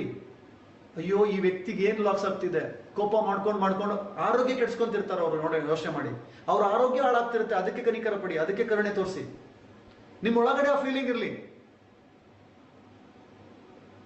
ಇವನಿಗೆ ಹಿಂಗೆ ಆಗ್ಬೇಕು ಅಂತಲ್ಲ, ಅಯ್ಯೋ ಇವರಿಗೆ ಅರ್ಥ ಆಗ್ತಕ್ಕಂಥ ಒಂದು ಬುದ್ಧಿ ಬರಲಿ ಅಂತ ಅರಸೋಣ, ಅದು ಕರುಣೆ. ಆ ವ್ಯಕ್ತಿ ಹೇಗಿದ್ದಾರೆ ಹಾಗೆ ಸ್ವೀಕಾರ ಮಾಡೋದು ನನ್ನ ಕರುಣೆ. ಆ ವ್ಯಕ್ತಿನಲ್ಲಿ ಮಿಸ್ಟೇಕ್ಸ್ ಇದೆ, ನ್ಯೂನ್ಯತೆ ಅಂತ ನೋಡೋಣ, ಹ್ಯಾಂಡಿಕ್ಯಾಪ್ ಅಂತ ನೋಡೋಣ. ಹ್ಯಾಂಡಿಕ್ಯಾಪ್ ಅಂದ್ರೆ ಹ್ಯಾಂಡಿಕ್ಯಾಪ್, ಎದ್ದೇಳೋಕ್ಕಾಗಲ್ಲ, ಮಾನಸಿಕವಾಗಿ ಅವ್ರು ನೋಡೋಕ್ಕಾಗಲ್ಲ, ಇನ್ನೊಂದು ದೃಷ್ಟಿಕೋನ ನೋಡೋಕ್ಕಾಗಿರೋದಿಲ್ಲ. ಆ ಥರ ಲೈಫ್ನ ಅವ್ರು ಲೀಡ್ ಮಾಡ್ತಿರ್ತಾರೆ. ಅವ್ರ ಬಗ್ಗೆ ನಮಗೆ ಕನಿಕರ ಇರಬೇಕು, ಕರುಣೆ ಇರಬೇಕು, ವಿನಮ್ರತೆಯಿಂದ ನಾವು ಮತ್ತೆ ರಿಕ್ವೆಸ್ಟ್ ಮಾಡ್ಬೇಕು ಅವರಿಗೆ, ಅವ್ರನ್ನ ಅದೇ ಥರ ವ್ಯವಹರಿಸ್ಬೇಕು. ಅವ್ರು ನಮ್ಮನ್ನ ದ್ವೇಷಿಸ್ತಾ ಇದ್ದಾರೆ ಅಂದ್ರೆ ಫಸ್ಟ್ ಅವ್ರ ಮೇಲೆ ಕರುಣೆ ಬರ್ಬೇಕು ನನಗೆ. ಅಯ್ಯೋ ಇವರು ದ್ವೇಷನ ಹಿಡ್ಕೊಂಡು ಅವ್ರ ಲೈಫನ್ನ ಅವ್ರು ಹಾಳು ಮಾಡ್ಕೊಳ್ತಾ ಇದ್ದಾರೆ, ಅವ್ರು ಬರ್ಡಂಬಿಸ್ಗೆ ಹೋಗ್ತಾ ಇದ್ದಾರೆ, ಅವ್ರ ಭೂಮಿ ಬರ್ಡ್ ಆಗ್ತಿದೆ. ಆ ತರ ನೋಡೋದು, ದಟ್ ಈಸ್ ರಿಯಲ್ ಕರುಣೆ. ಈ ತರ ನೋಡಿದಾಗ ನಿಮಗೆ ಅವ್ರ ಬಗ್ಗೆ ಏನನ್ಸುತ್ತೆ, ಅವ್ರು ಹೆಂಗ್ ಕಾಣ್ತಾರ ನಿಮಗೆ? They are untransformed human being. ನಿಮಗೆ ಈ ಜ್ಞಾನ ಗೊತ್ತಾಗ್ತದೆ, ಅವ್ರಿಗೆ ಈ ಜ್ಞಾನ ಗೊತ್ತಿಲ್ಲ, ಈ ಜ್ಞಾನನ ಅಳವಡಿಸ್ಕೊಂಡಿಲ್ಲ. ಎಷ್ಟೋ ಜನ ಈ ಜ್ಞಾನಕ್ಕೂ ಬರ್ತಾರೆ, ಅವ್ರ ಕೈಲಿ ಅಳವಡಿಸ್ಕೊಳಕ್ ಆಗ್ತಿಲ್ಲ, ಅದಕ್ಕೆ ಕರುಣೆ ಕೊಡಿ, ಕರುಣೆ ತೋರಿಸಿ. ಅವ್ರಿಗೆ ಅಳವಡಿಸ್ಕೊಳಕ್ ಆಗ್ತಾ ಇಲ್ಲ ಈ ಜ್ಞಾನನ, ಅಲ್ಲಿ ನೀವು ಕರುಣೆನೆ ತೋರಿಸ್ಬೇಕು. ಇದು ಜ್ಞಾನ ಗೊತ್ತಿಲ್ಲ, ಅದಕ್ಕೆ ಅವ್ರು ಹಂಗ ಆಡ್ತಿದ್ದಾರೆ, ಅದಕ್ಕೆ ಕರುಣೆ ತೋರಿಸಿ. ಗೊತ್ತಿಲ್ಲ ಒಂದು, ಗೊತ್ತಿದ್ರು ಅಳವಡಿಸ್ಕೊಳಕ್ ಆಗ್ತಿಲ್ಲ ಇನ್ನೊಂದು, ಎರಡೂ ಕಡೆ ನಾನು ಕರುಣೆ ತೋರಿಸ್ಬೇಕು ಅವರಿಗೆ. ಈ ತರ ನೀವು ನೋಡ್ತಾ ಹೋದ್ರೆ ಎಂಥ ವ್ಯಕ್ತಿನೂ ಹೆಂಗಿದ್ರು ನಾವು ಪ್ರೀತಿಸ್ಬೋದು, ಹೆಂಗಿದ್ರು ನಾವು ಒಪ್ಕೋಬಹುದು ಫ್ರೆಂಡ್ಸ್. ಇಷ್ಟು ಈ ಒಂದು ಫಲವತ್ತಾದ ಅಂಶಗಳು. ಇನ್ನು ಮುಂದೆ ಕೆಲವು ಅಂಶಗಳಿದೆ, ಅದನ್ನ ನೆಕ್ಸ್ಟ್ ಸೆಷನ್ ಅಲ್ಲಿ ನೋಡೋಣ. Thank you so much. ನಿಮ್ಮ ಒಂದೊಂದು ಅಂಶಗಳು ಸಹಿತ ನಿಮ್ಮ ಬರ್ಡನ್ನ ಕಡಿಮೆ ಆಗ್ತಿದೆ ಅನ್ಕೊಳ್ತಿದ್ದೀನಿ, ನಿಮ್ಮ ಈ ಜ್ಞಾನನ ಇನ್ನು ಡೀಪ್ ಆಗಿ ಆಗ್ತಿದೆ ಅನ್ಕೊಳ್ತಾ ಇದ್ದೀನಿ. ಅಂಡ್ ಇದೇ ತರ ನಿಮ್ಮ ಲೈಫ್ನ ನೋಡ್ತಾ ಬನ್ನಿ. ಈ ಅಂಶಗಳನ್ನ ಇನ್ನು ಎಲ್ಲೆಲ್ಲೆಲ್ಲೆಲ್ಲ ಹೆಚ್ಚಿಸ್ಕೋಬೇಕು ಅನ್ನೋದನ್ನ ನೀವು ನೋಡಿ ಗುರುತಿಸಿ ಅದನ್ನ ಶೇರ್ ಮಾಡಿ. Thank you.